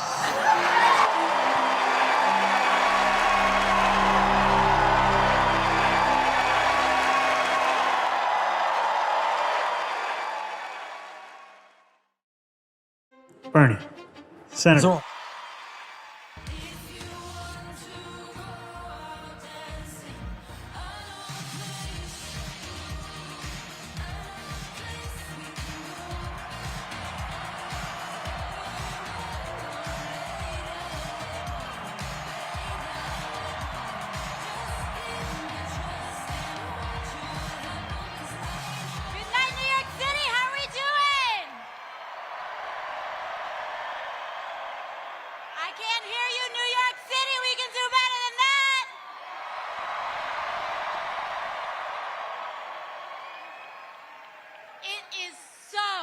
Good to be home. And it is especially great to be gathering with you all tonight in Queens, New York, the world's borough, the jewel of America. Just in this slice of New York City alone, we represent over 100 languages and cultures. We welcome people of all religions, faiths, and creeds. We honor all genders, races, orientations, and status. And here, we defend immigrants. We are a working people's borough in a working people's city. And all of that makes us a fascist's worst nightmare.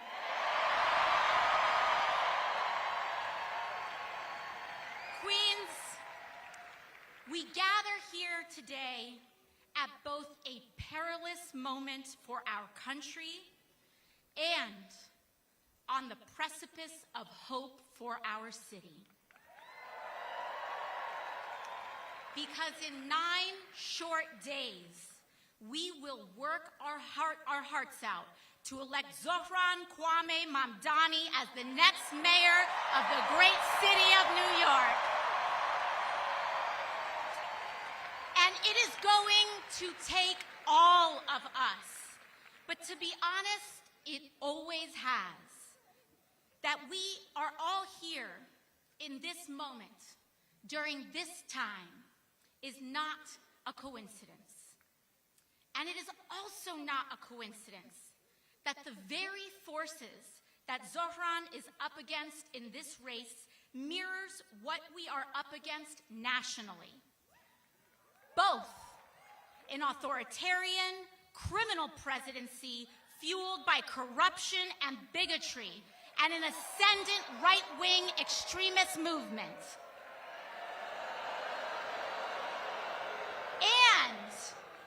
And an insufficient, eroded, bygone political establishment, this time in the form of Andrew Cuomo,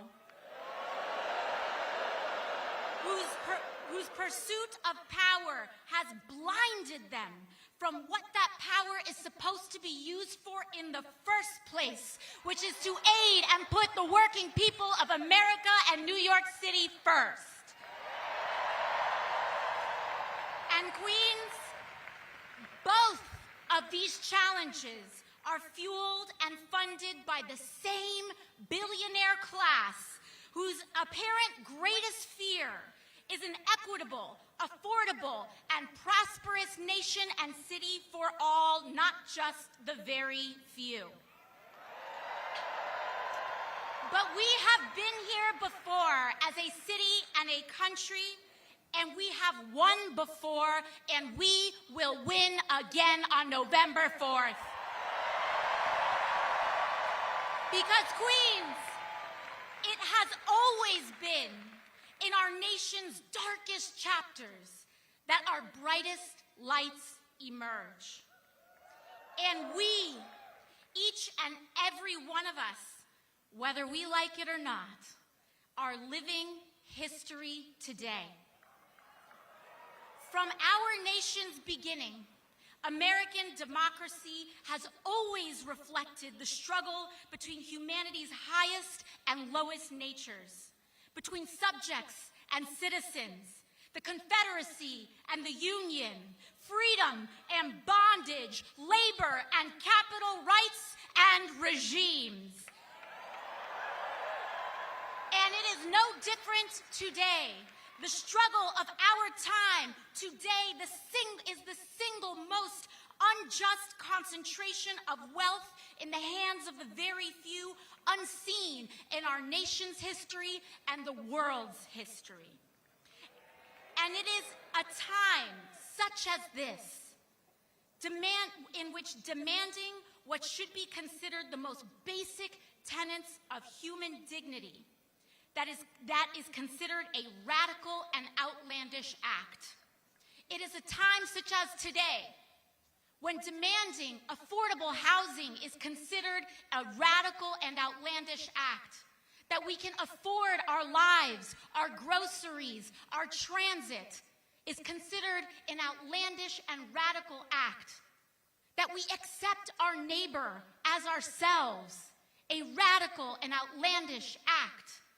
But we must remember, in a time such as this, we are not the crazy ones, New York City. We are not the outlandish ones, New York City. They want us to think we are crazy. We are sane. To demand an affordable and decent housing, a decent wage, the right to health care, that we pay to care for our people instead of the flattening of Palestinians and oppressed people abroad is not a radical act. It is basic and core humanity. That is why the election of Zohran is as important as our cause today. Childcare, buses, rent, and our rights.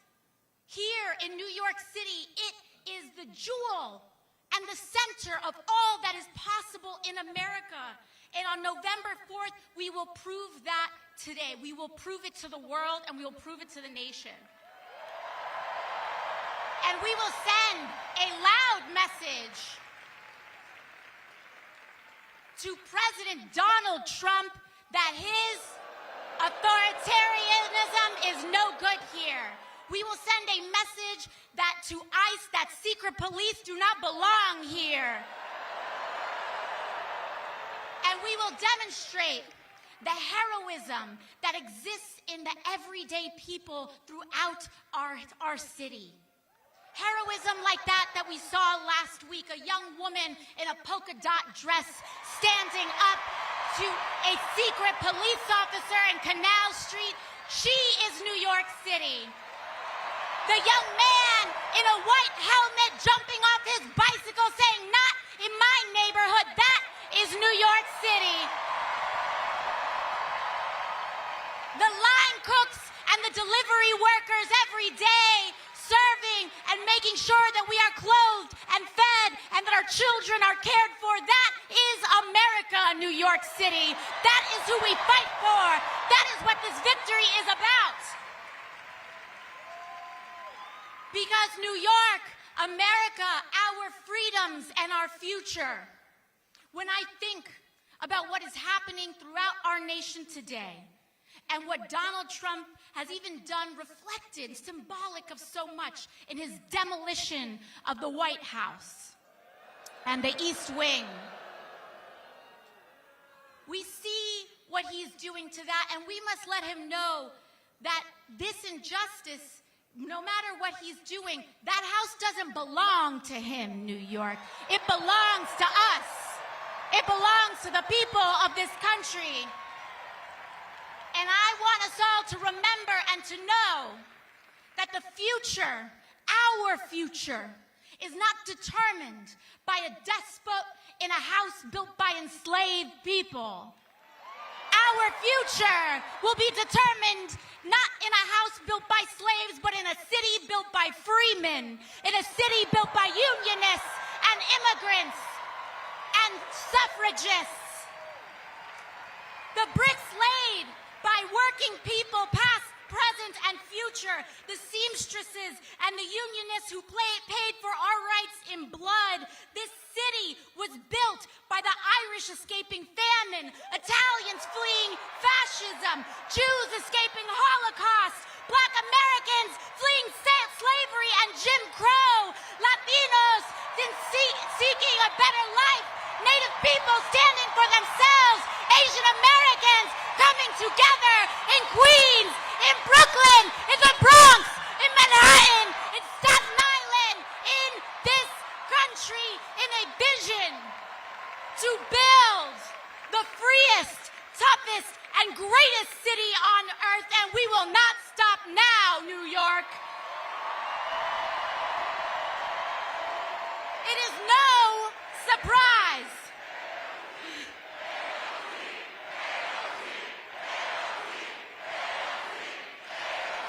NYC, baby, NYC. It is no surprise to me, New York, that it is New York and that it is our great city that we, our city, have chosen to adorn ourselves with the nation's greatest monument to freedom, the Statue of Liberty. And she reminds us every day that the central commitment of America is an unconditional freedom, precisely of the kind that cannot be bought, that is available to the huddled masses yearning to be free. This is America, New York City. Don't let them tell you any different. Don't let them tell you that we are the exception. We are the rule. We are the standard. We are the acceptance, and we set the bar for America. I'm talking to you, Donald Trump.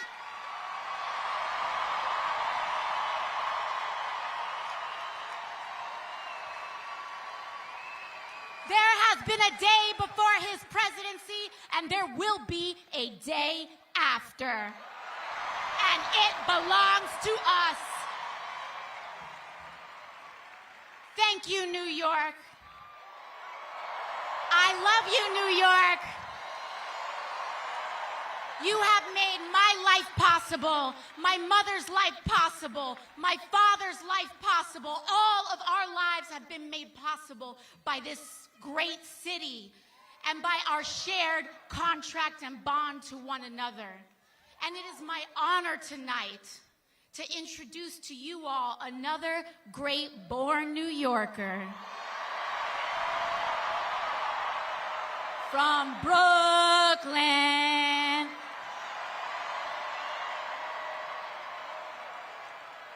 Senator Sanders and I recently came in. We were in Indiana last night. We both paid a visit to the home of the great Eugene Debs.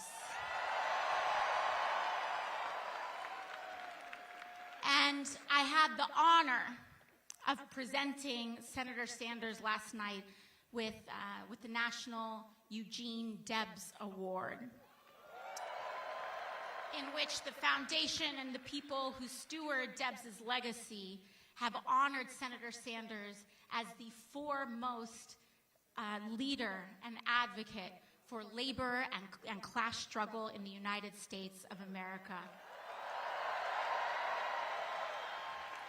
And it remains such a great privilege and honor to call him a friend, a mentor, a treasured person that we had, and a New Yorker, that's right. And so I know we all love him so dearly. And so let's make sure that we give him the biggest rousing welcome that he receives this year in introducing Senator Bernie Sanders.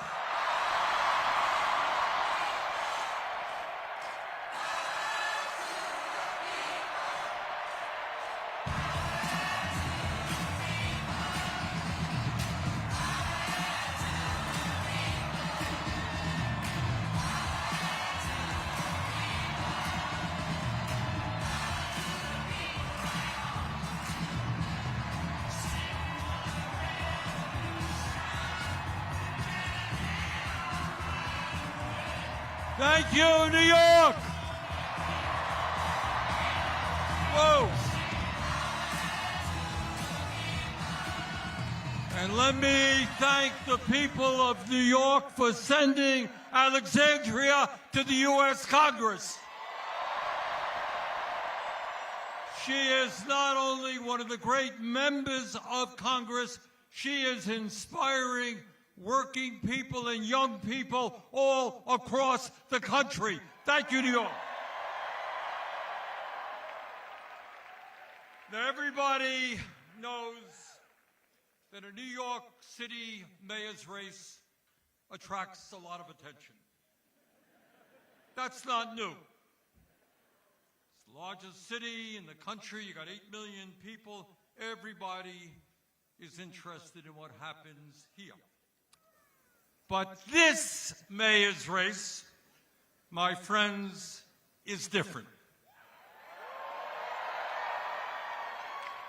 It is not just the folks here in New York City who are paying attention.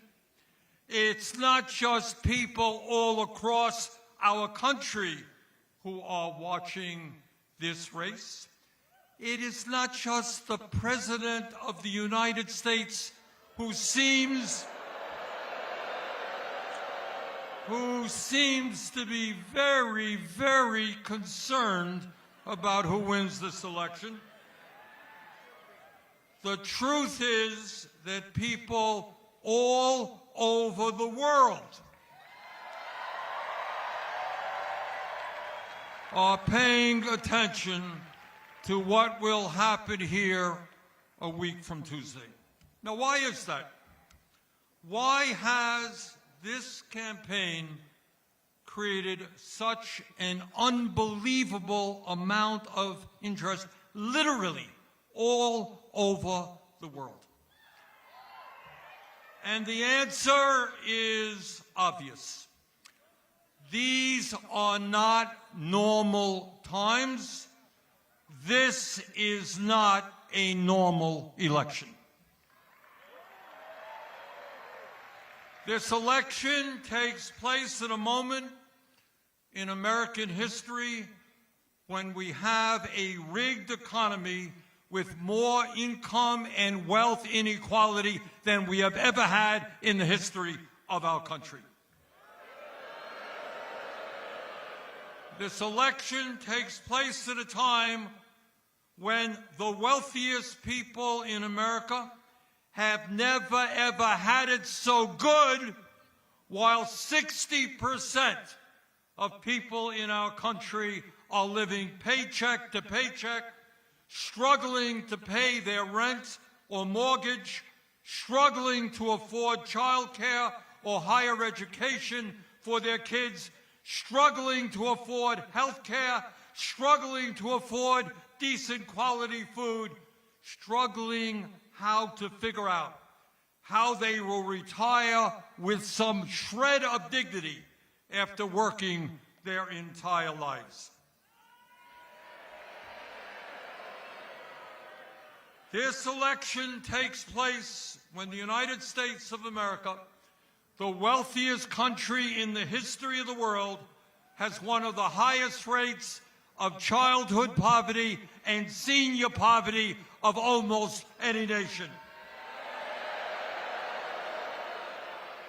And when in this rich country, 800,000 Americans, including many veterans, are homeless.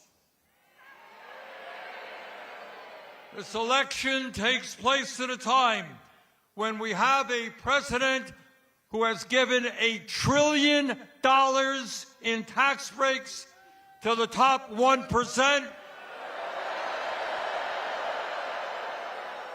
has given $900 billion in tax breaks to the largest corporations in our country.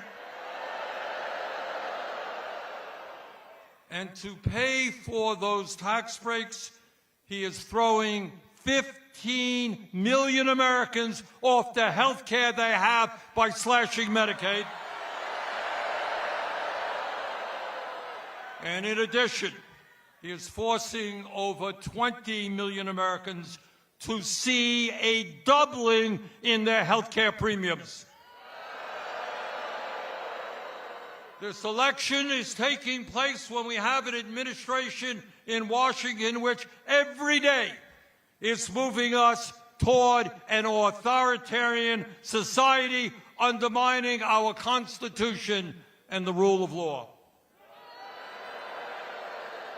This election is taking place when we have a corrupt campaign finance system which allows billionaires in both political parties to select the candidates they want and to buy elections. Ordinary Americans get one vote. You get one vote. Meanwhile, billionaires get the opportunity to spend as much as they want to elect the candidates they want. That is the context in which this election is taking place. That is why this election is so enormously important, and that is why Zohran Mamdani must become the next mayor of New York.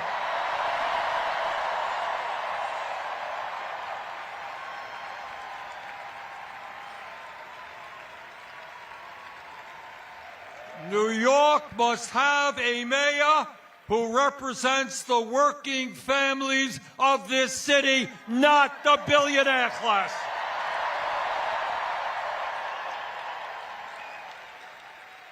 The reason why this campaign has generated so much interest around the world and so much excitement is that people want to know the answer to one very simple question, and that is, in the year 2025, when the people on top have never ever had so much economic and political power, is it possible? Is it possible for ordinary people, for working class people, to come together and defeat those oligarchs?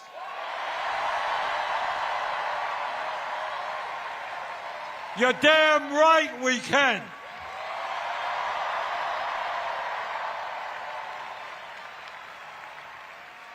And let me tell you something else. At a moment when Americans are extremely distressed about where we are as a nation, economically and politically, a victory here in New York will give hope and inspiration to people throughout our country and throughout the world.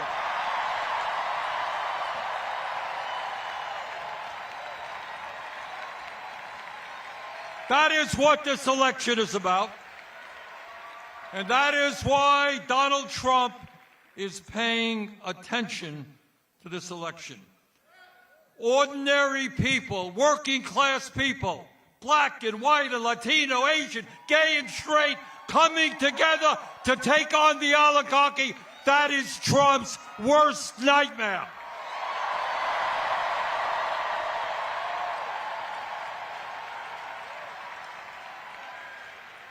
And what Trump and his oligarchic friends know, that if New Yorkers come together and elect Zoran, we can do that from California to Maine. We can defeat the oligarchy.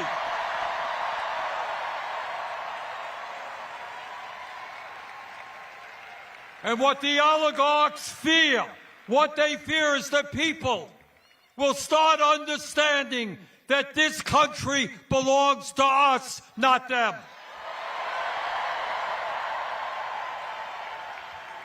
And all over the country, when people are inspired, when people are standing up to power, they will ask some very simple questions.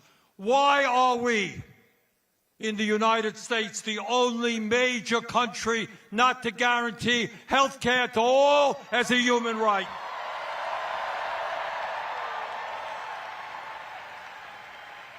Why aren't we paying our teachers the salaries they deserve,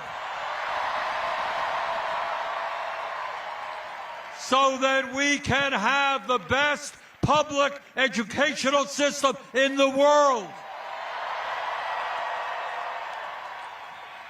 Why aren't we doing what used to exist in New York and all over this country 70 years ago? Make public colleges and universities tuition free.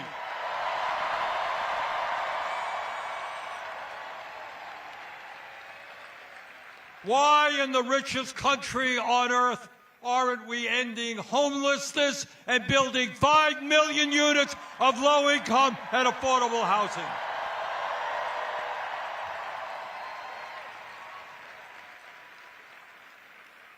Why don't we make it easier for workers to join unions? And why don't we raise the national minimum wage to a living wage?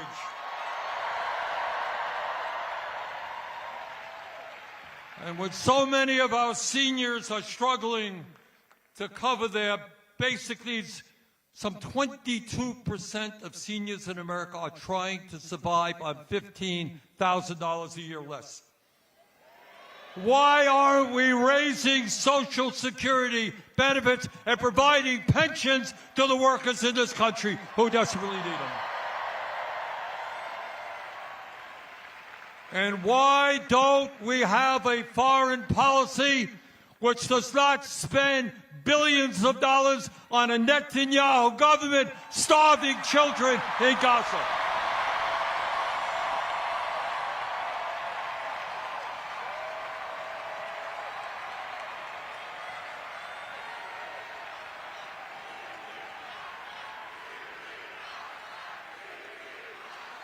In other words, my friends, In other words, my friends, a victory for Zoran will help Americans understand that in the richest country in the history of the world, there is nothing we cannot accomplish.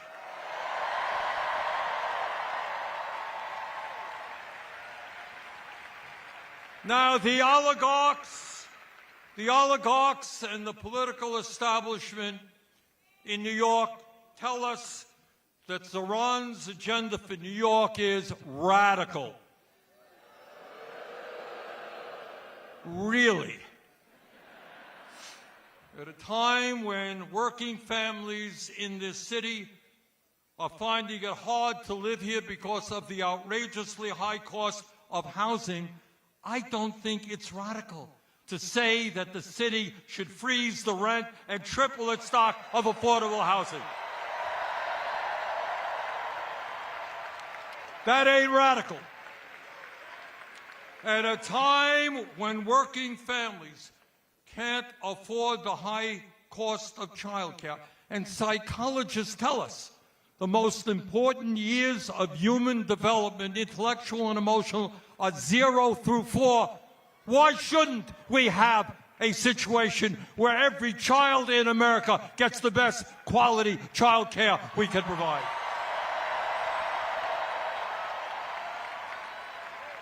That ain't radical. Taking care of our kids is not radical.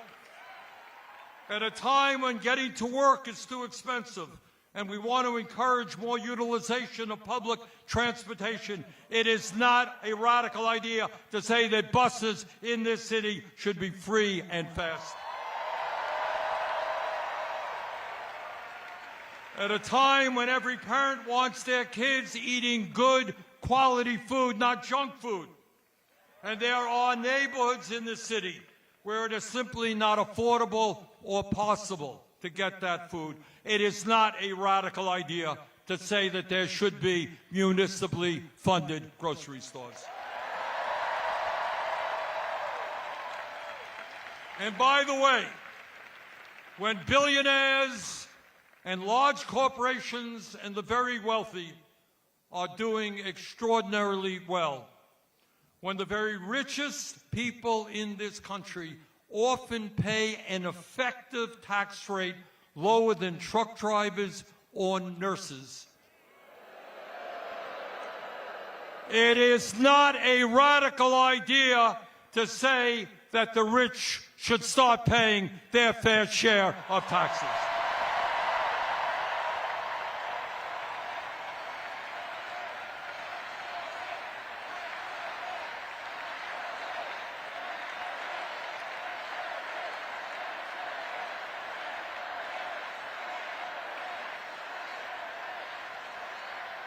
Brothers and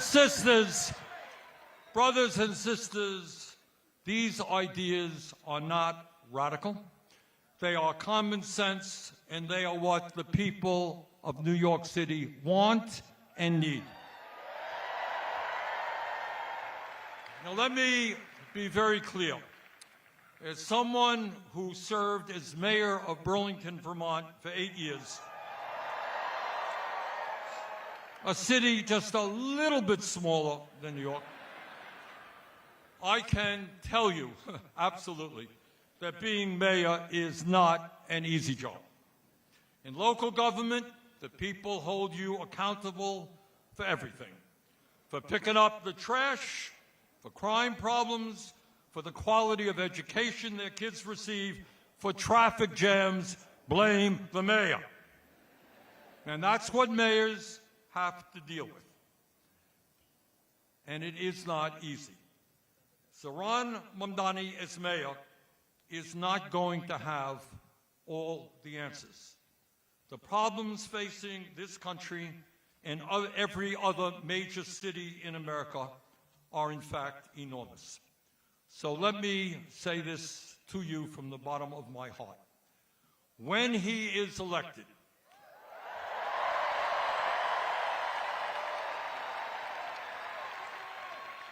your job is not over.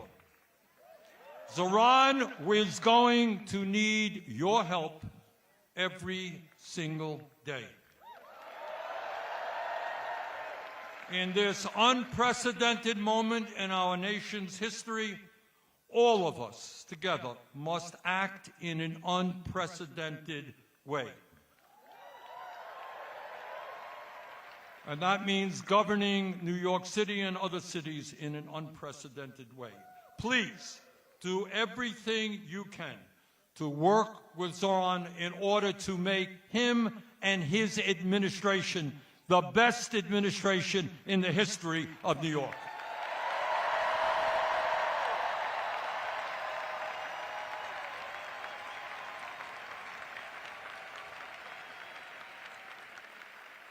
Let me conclude by saying this, and I say this again as somebody who became mayor of Burlington, Vermont in 1981 by winning that election by 10 votes after a recount.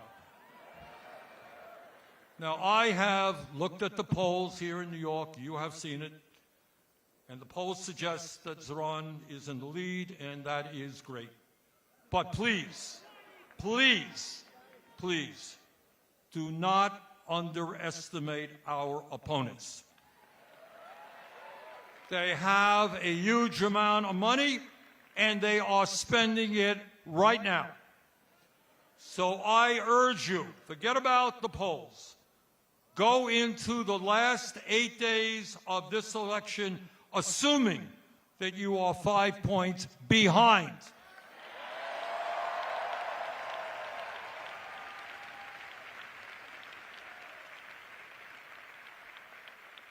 So what you guys are going to have to do, along with the other 80,000 volunteers in the Mamdani campaign, you've got to do everything that you can to bring people to the polls in early voting, which is taking place right now, and on Election Day.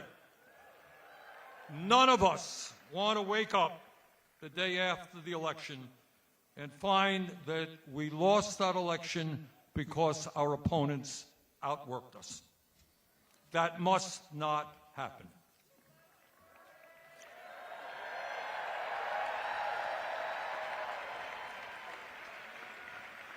Brothers and sisters, a year ago, very few people in New York knew about a 33-year-old assemblyman named Zoran Mamdani. And when he first entered this race for mayor, he was polling at all of 1%. Nobody knew who this guy was. But Zoran did what people who are serious about real change always do. He created a campaign from the bottom on up by building an extraordinary and unprecedented grassroots movement which now has tens of thousands of volunteers.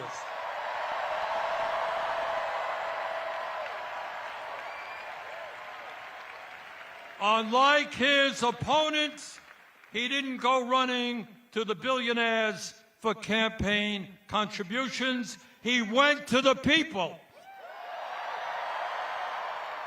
with an agenda that made sense to them. And despite being outspent 4-1, Zoran won the primary.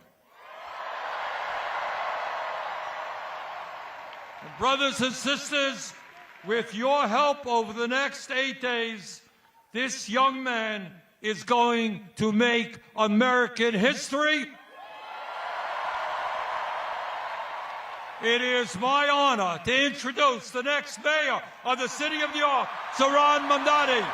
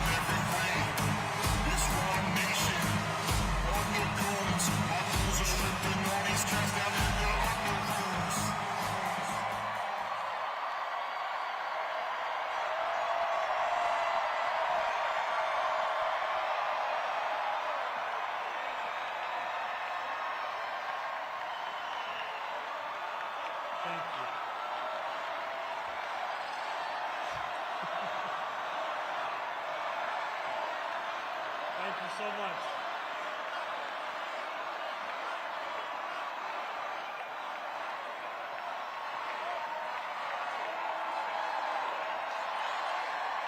Good evening, New York City!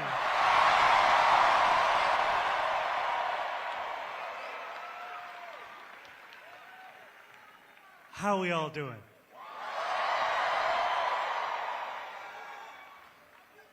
Habibi, how are you?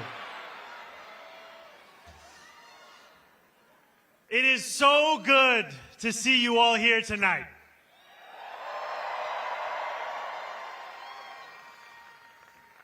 Now, as you know, a politician is only as good as the team around them. So I have to ask that team to start up this teleprompter. Because right now, it's off the top of the dome.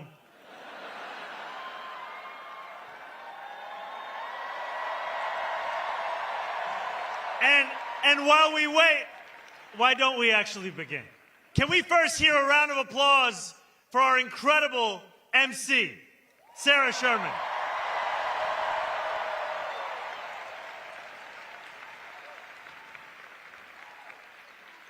Can we hear it for the elected officials, the labor leaders, and the New Yorkers who have joined us this evening?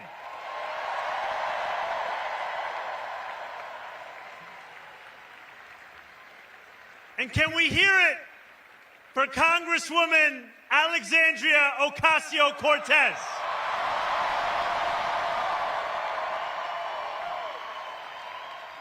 Yeah, very good. You know,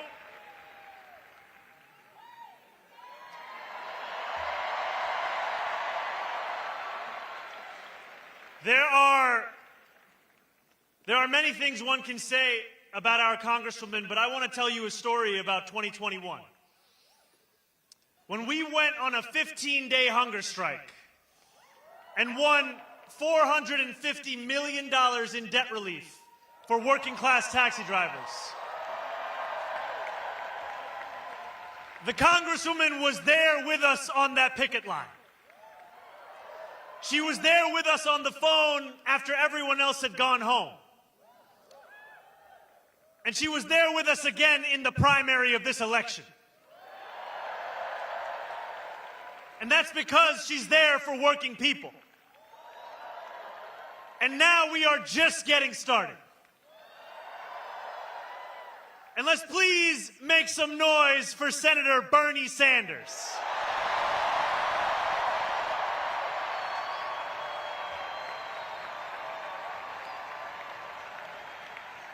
I stand before you tonight only because the senator dared to stand alone for so long.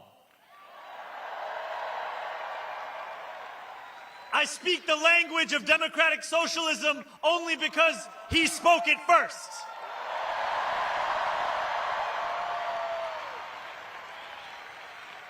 And when I ran for state assembly almost 6 years ago to the day, it was at Bernie's rally in Queensbridge Park where I led our first canvass. Signing people up for our email list, asking them for $5 or $10, and encouraging them to believe that the politics of not me, us applied to our state government just as much as our national one. When we win on November 4th,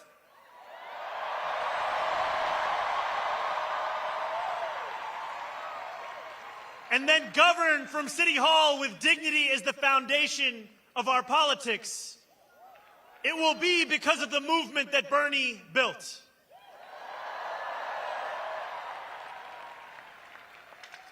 I stand before you tonight as the nominee of a Democratic Party reinvigorated in its pursuit of making government work for everyone, not just the wealthy and the well-connected.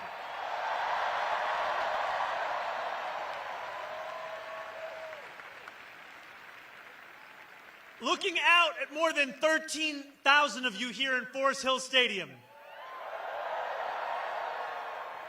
It is tempting to believe that this moment was always destined.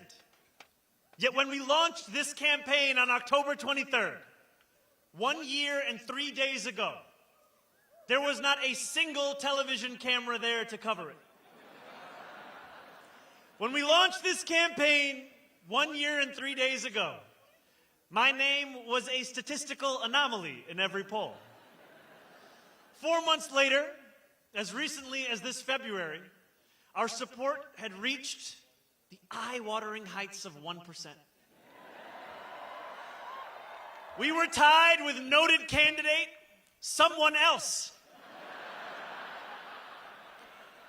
I always knew we could beat him. When we launched this campaign 1 year and 3 days ago, the political world did not pay it much attention because we were looking to build a movement that reflected the city as it actually is, not just the one that political consultants think exists on a spreadsheet.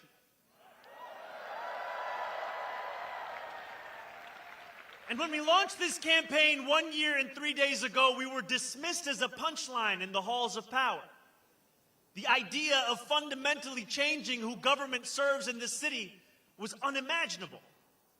Even if we gained momentum, they asked, how would we ever overcome the tens of millions of dollars in attacks that would follow? Yet we knew then what we know now. New York is not for sale.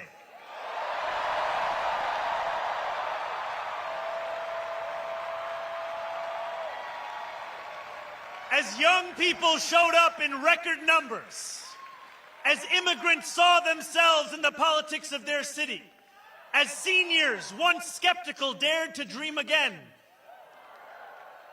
we spoke with one voice. New York is not for sale.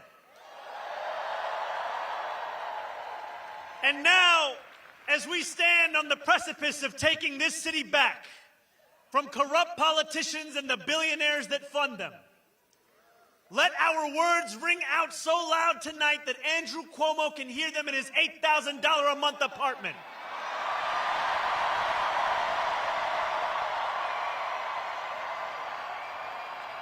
Let them ring so loud so that he can hear us even if he's in Westchester this evening. Let them ring so loud that his puppet master in the White House hears us.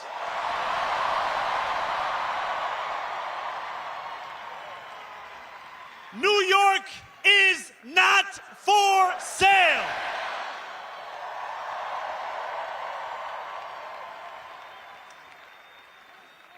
"13 days after we announced our candidacy, Donald Trump won the presidency once again.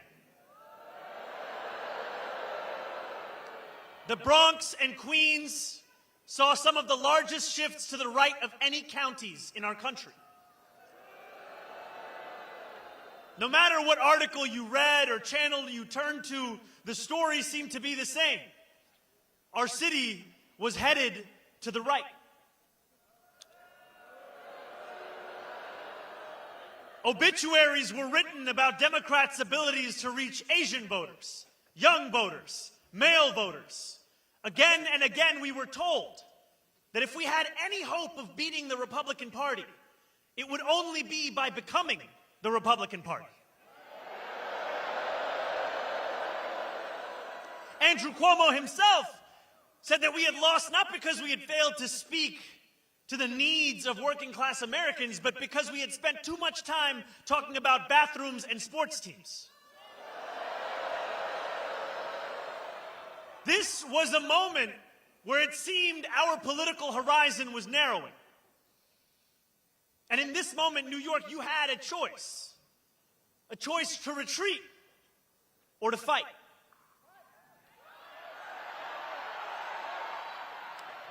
And the choice that we made was to stop listening to those experts and to start listening to you.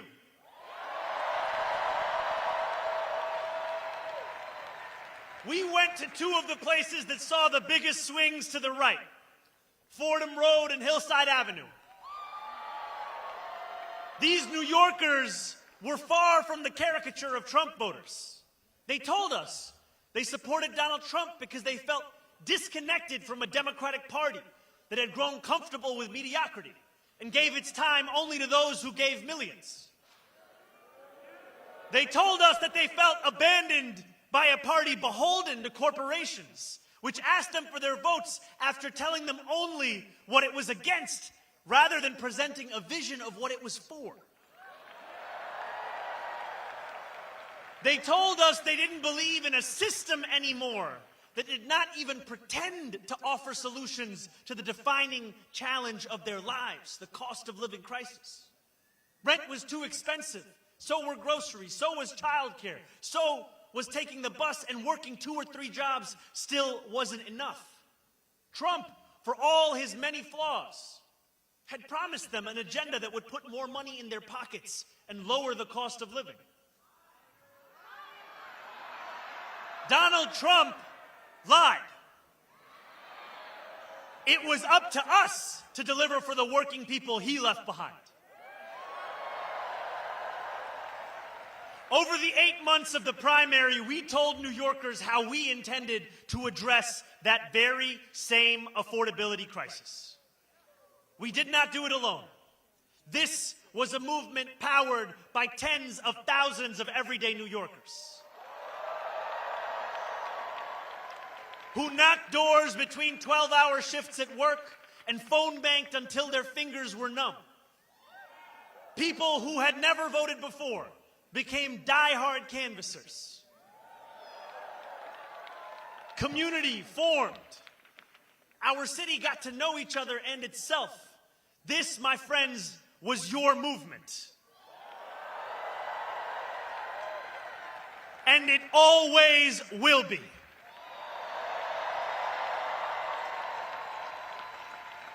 As the snow melted and the frost thawed, this campaign began to grow faster than anyone ever imagined possible. So many small donors chipped in that we had to ask you to stop donating. Please stop. We climbed the polls faster than Andrew Cuomo could dial Donald Trump's number. People started to learn how to pronounce my name.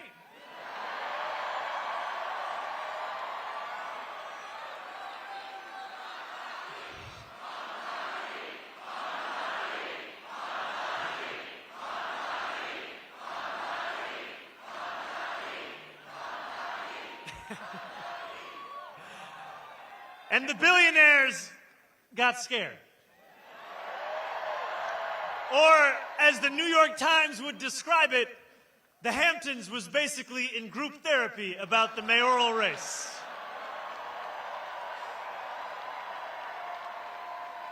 Andrew Cuomo and his corporate cronies did everything they could to make this campaign one of fear and one of smallness. Hell yeah.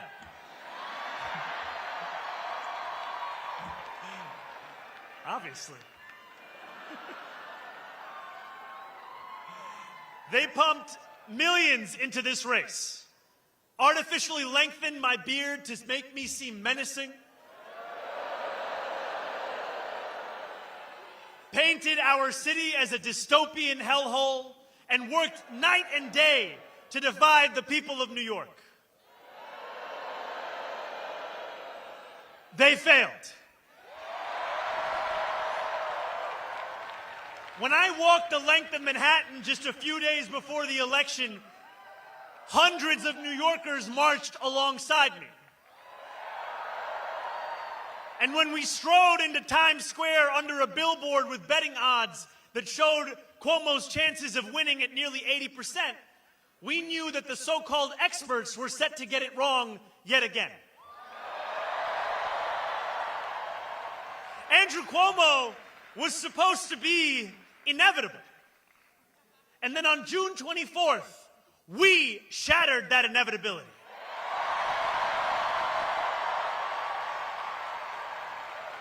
We won by 13%, with the most votes in any citywide primary in New York City history.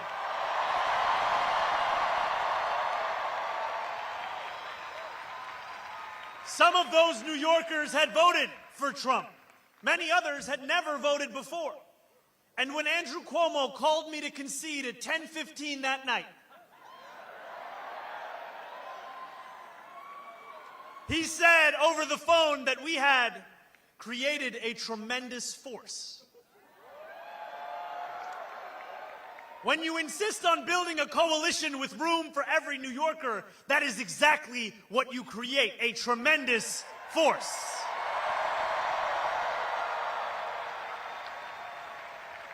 That force has only grown over these past 4 months. We now have more than 90,000 volunteers. And we have spoken to millions more New Yorkers. We have put forth new plans in these last few months for how we will govern, hiring thousands more teachers for our schools, taking on the consultants and the contracts in city government, and tackling the final boss of New York City infrastructure, scaffolding. But over the past few weeks, as this race has entered its final days, we have witnessed displays of Islamophobia that shock the conscience. Andrew Cuomo, Eric Adams, and Curtis Sliwa do not have an agenda for the future. All they possess is the playbook of the past. They have sought to make this election a referendum not on the affordability crisis that consumes New Yorkers' lives, but on the faith I belong to and the hatred they seek to normalize. We spent months working to convince the world that New Yorkers have a right to afford this city that we all love.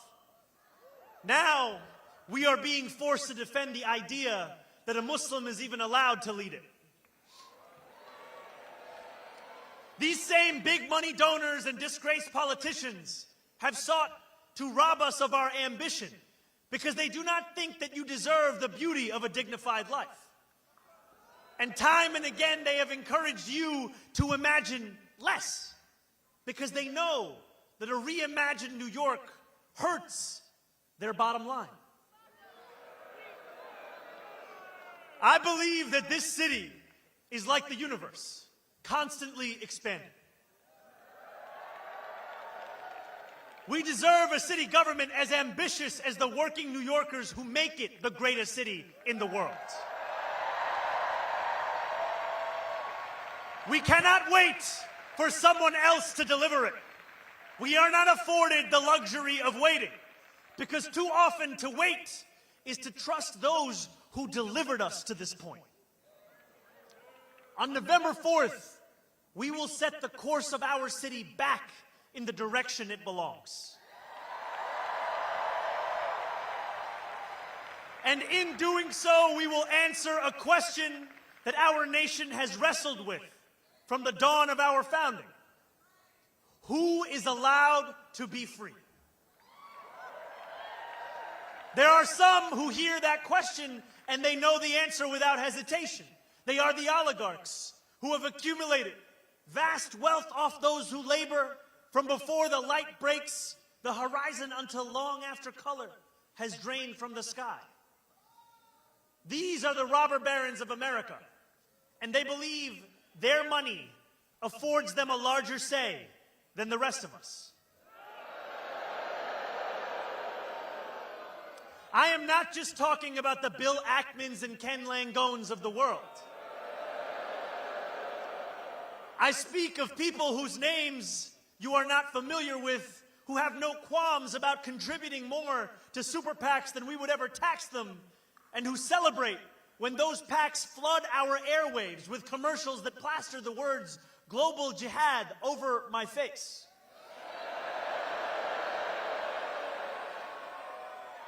Their freedom doesn't just come at the expense of dignity and truth. It comes at the expense of the freedoms of others too. They are the authoritarians who seek to keep us pressed beneath their thumbs because they know that once we shake ourselves loose, we will never be held down again. Each and every one of these people think New York is for sale.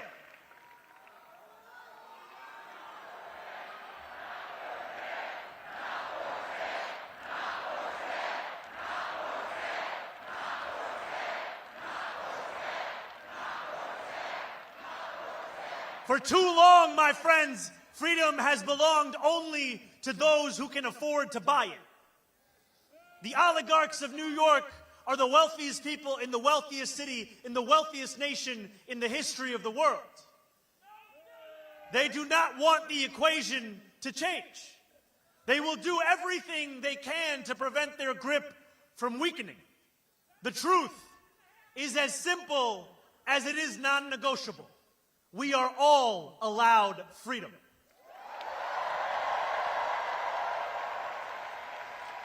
Each one of us, the working people of this city, the taxi drivers, the line cooks, the nurses,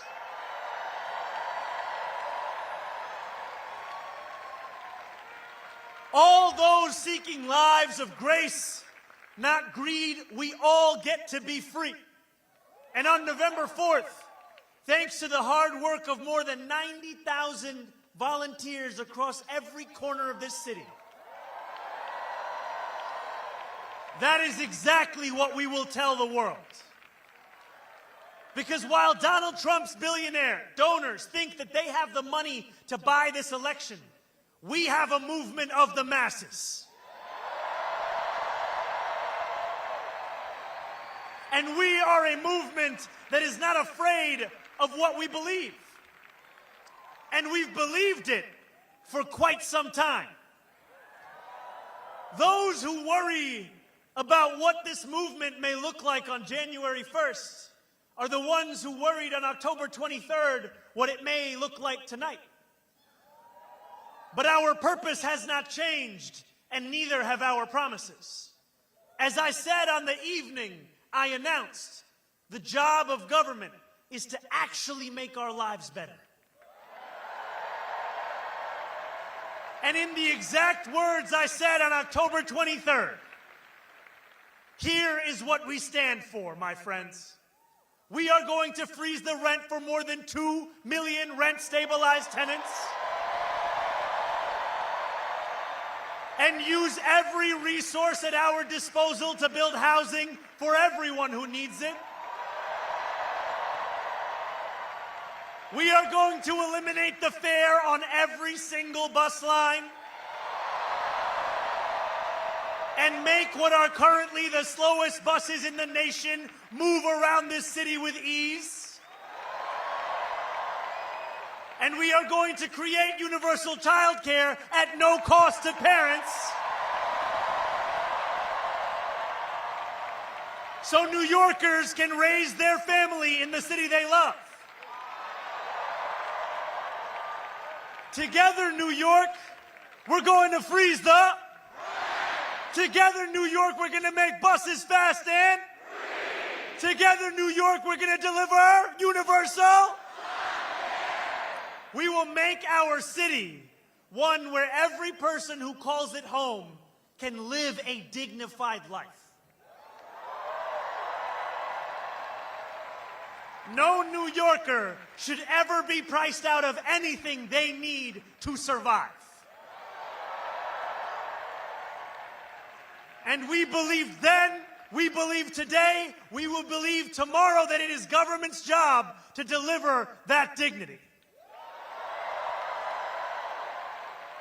Dignity, my friends, is another way of saying freedom.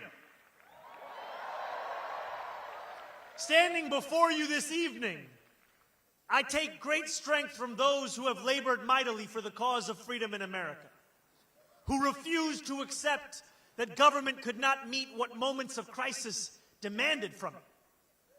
When the power of the people overwhelms the influence of the powerful, there is no crisis that government cannot meet. It was government that enacted a New Deal to lift a generation out of poverty, to create beautiful public goods, and establish the right to unionize and collectively bargain. My friends, the era of government that deems an issue too small or a crisis too big must come to an end. Because we need a government that is every bit as ambitious as our adversaries. A government strong enough to refuse the realities we will not accept and forge the future we know we deserve. A government that refuses to accept 1 in 4 New Yorkers living in poverty. That refuses to accept more than 150,000 public school students being homeless. That refuses to accept that 2 union salaries are not enough to put down a mortgage in this city. And a government that refuses to accept you being priced out of the very city you helped to build every single day. Time and again, our nation has teetered on the precipice of hopelessness. Now is one of those times. But in each of these moments, working people have reached into the darkness and reshaped our democracy. No longer will we allow the Republican Party to be the one of ambition.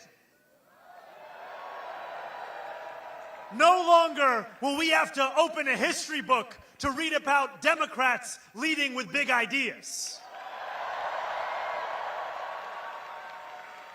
My friends, the world is changing. It's not a question of whether that change will come. It's a question of who will change it. We have an opportunity before us that few have ever received and even fewer have seized. It's the opportunity to show the world what it means to win freedom. It is the opportunity to live up to the legacy left by those who came before. We do not get to determine the scale of a crisis. Our choice is how we respond. Let us win a city hall that works for those straining to buy groceries, not those straining to buy our democracy.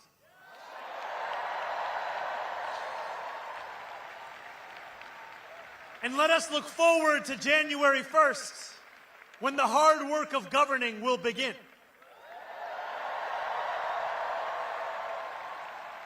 Those in power would like to describe our policy commitments as if they are illusions that will evaporate as soon as we approach City Hall. Let us show them instead that they are invocations of the future that we will win.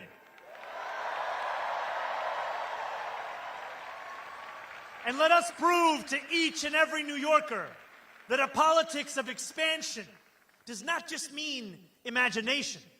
It insists upon fulfillment.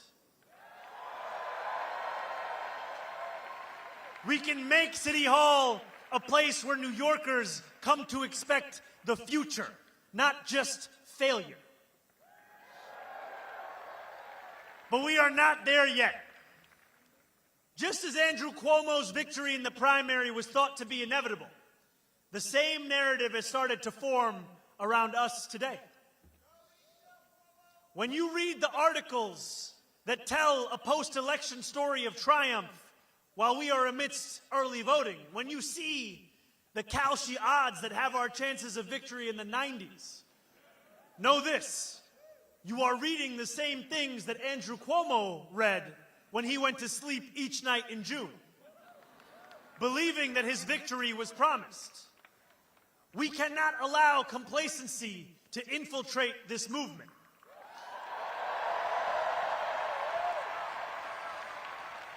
So over these 9 final days, I ask for only one thing from each of you: more.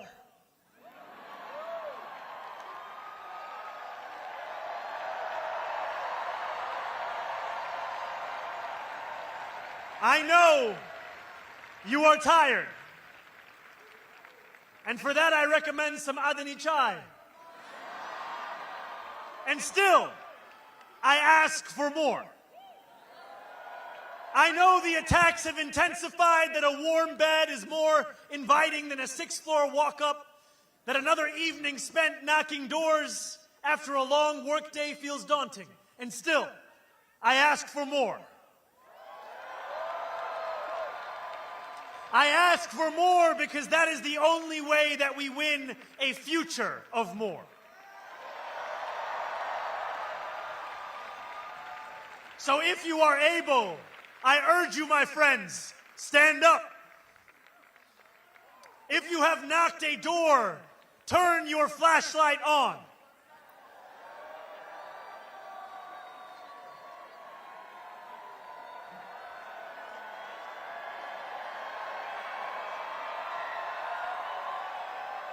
If you will knock a door, turn your flashlight on.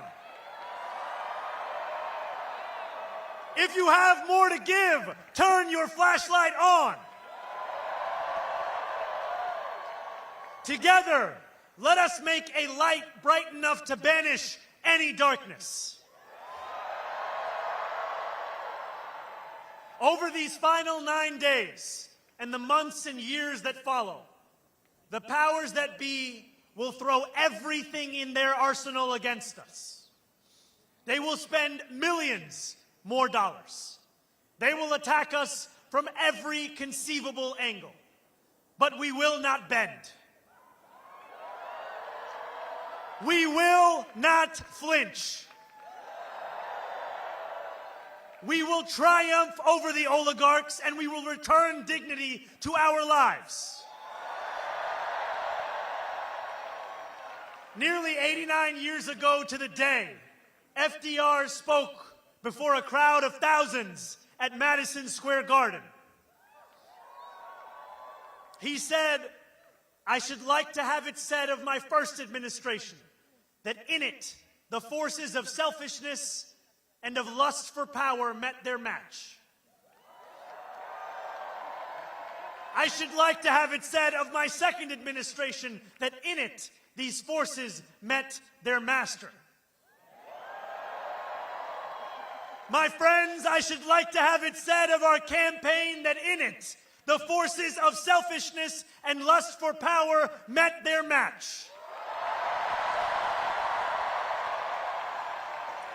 And I should like to have it said of our City Hall that in it, these forces met their master.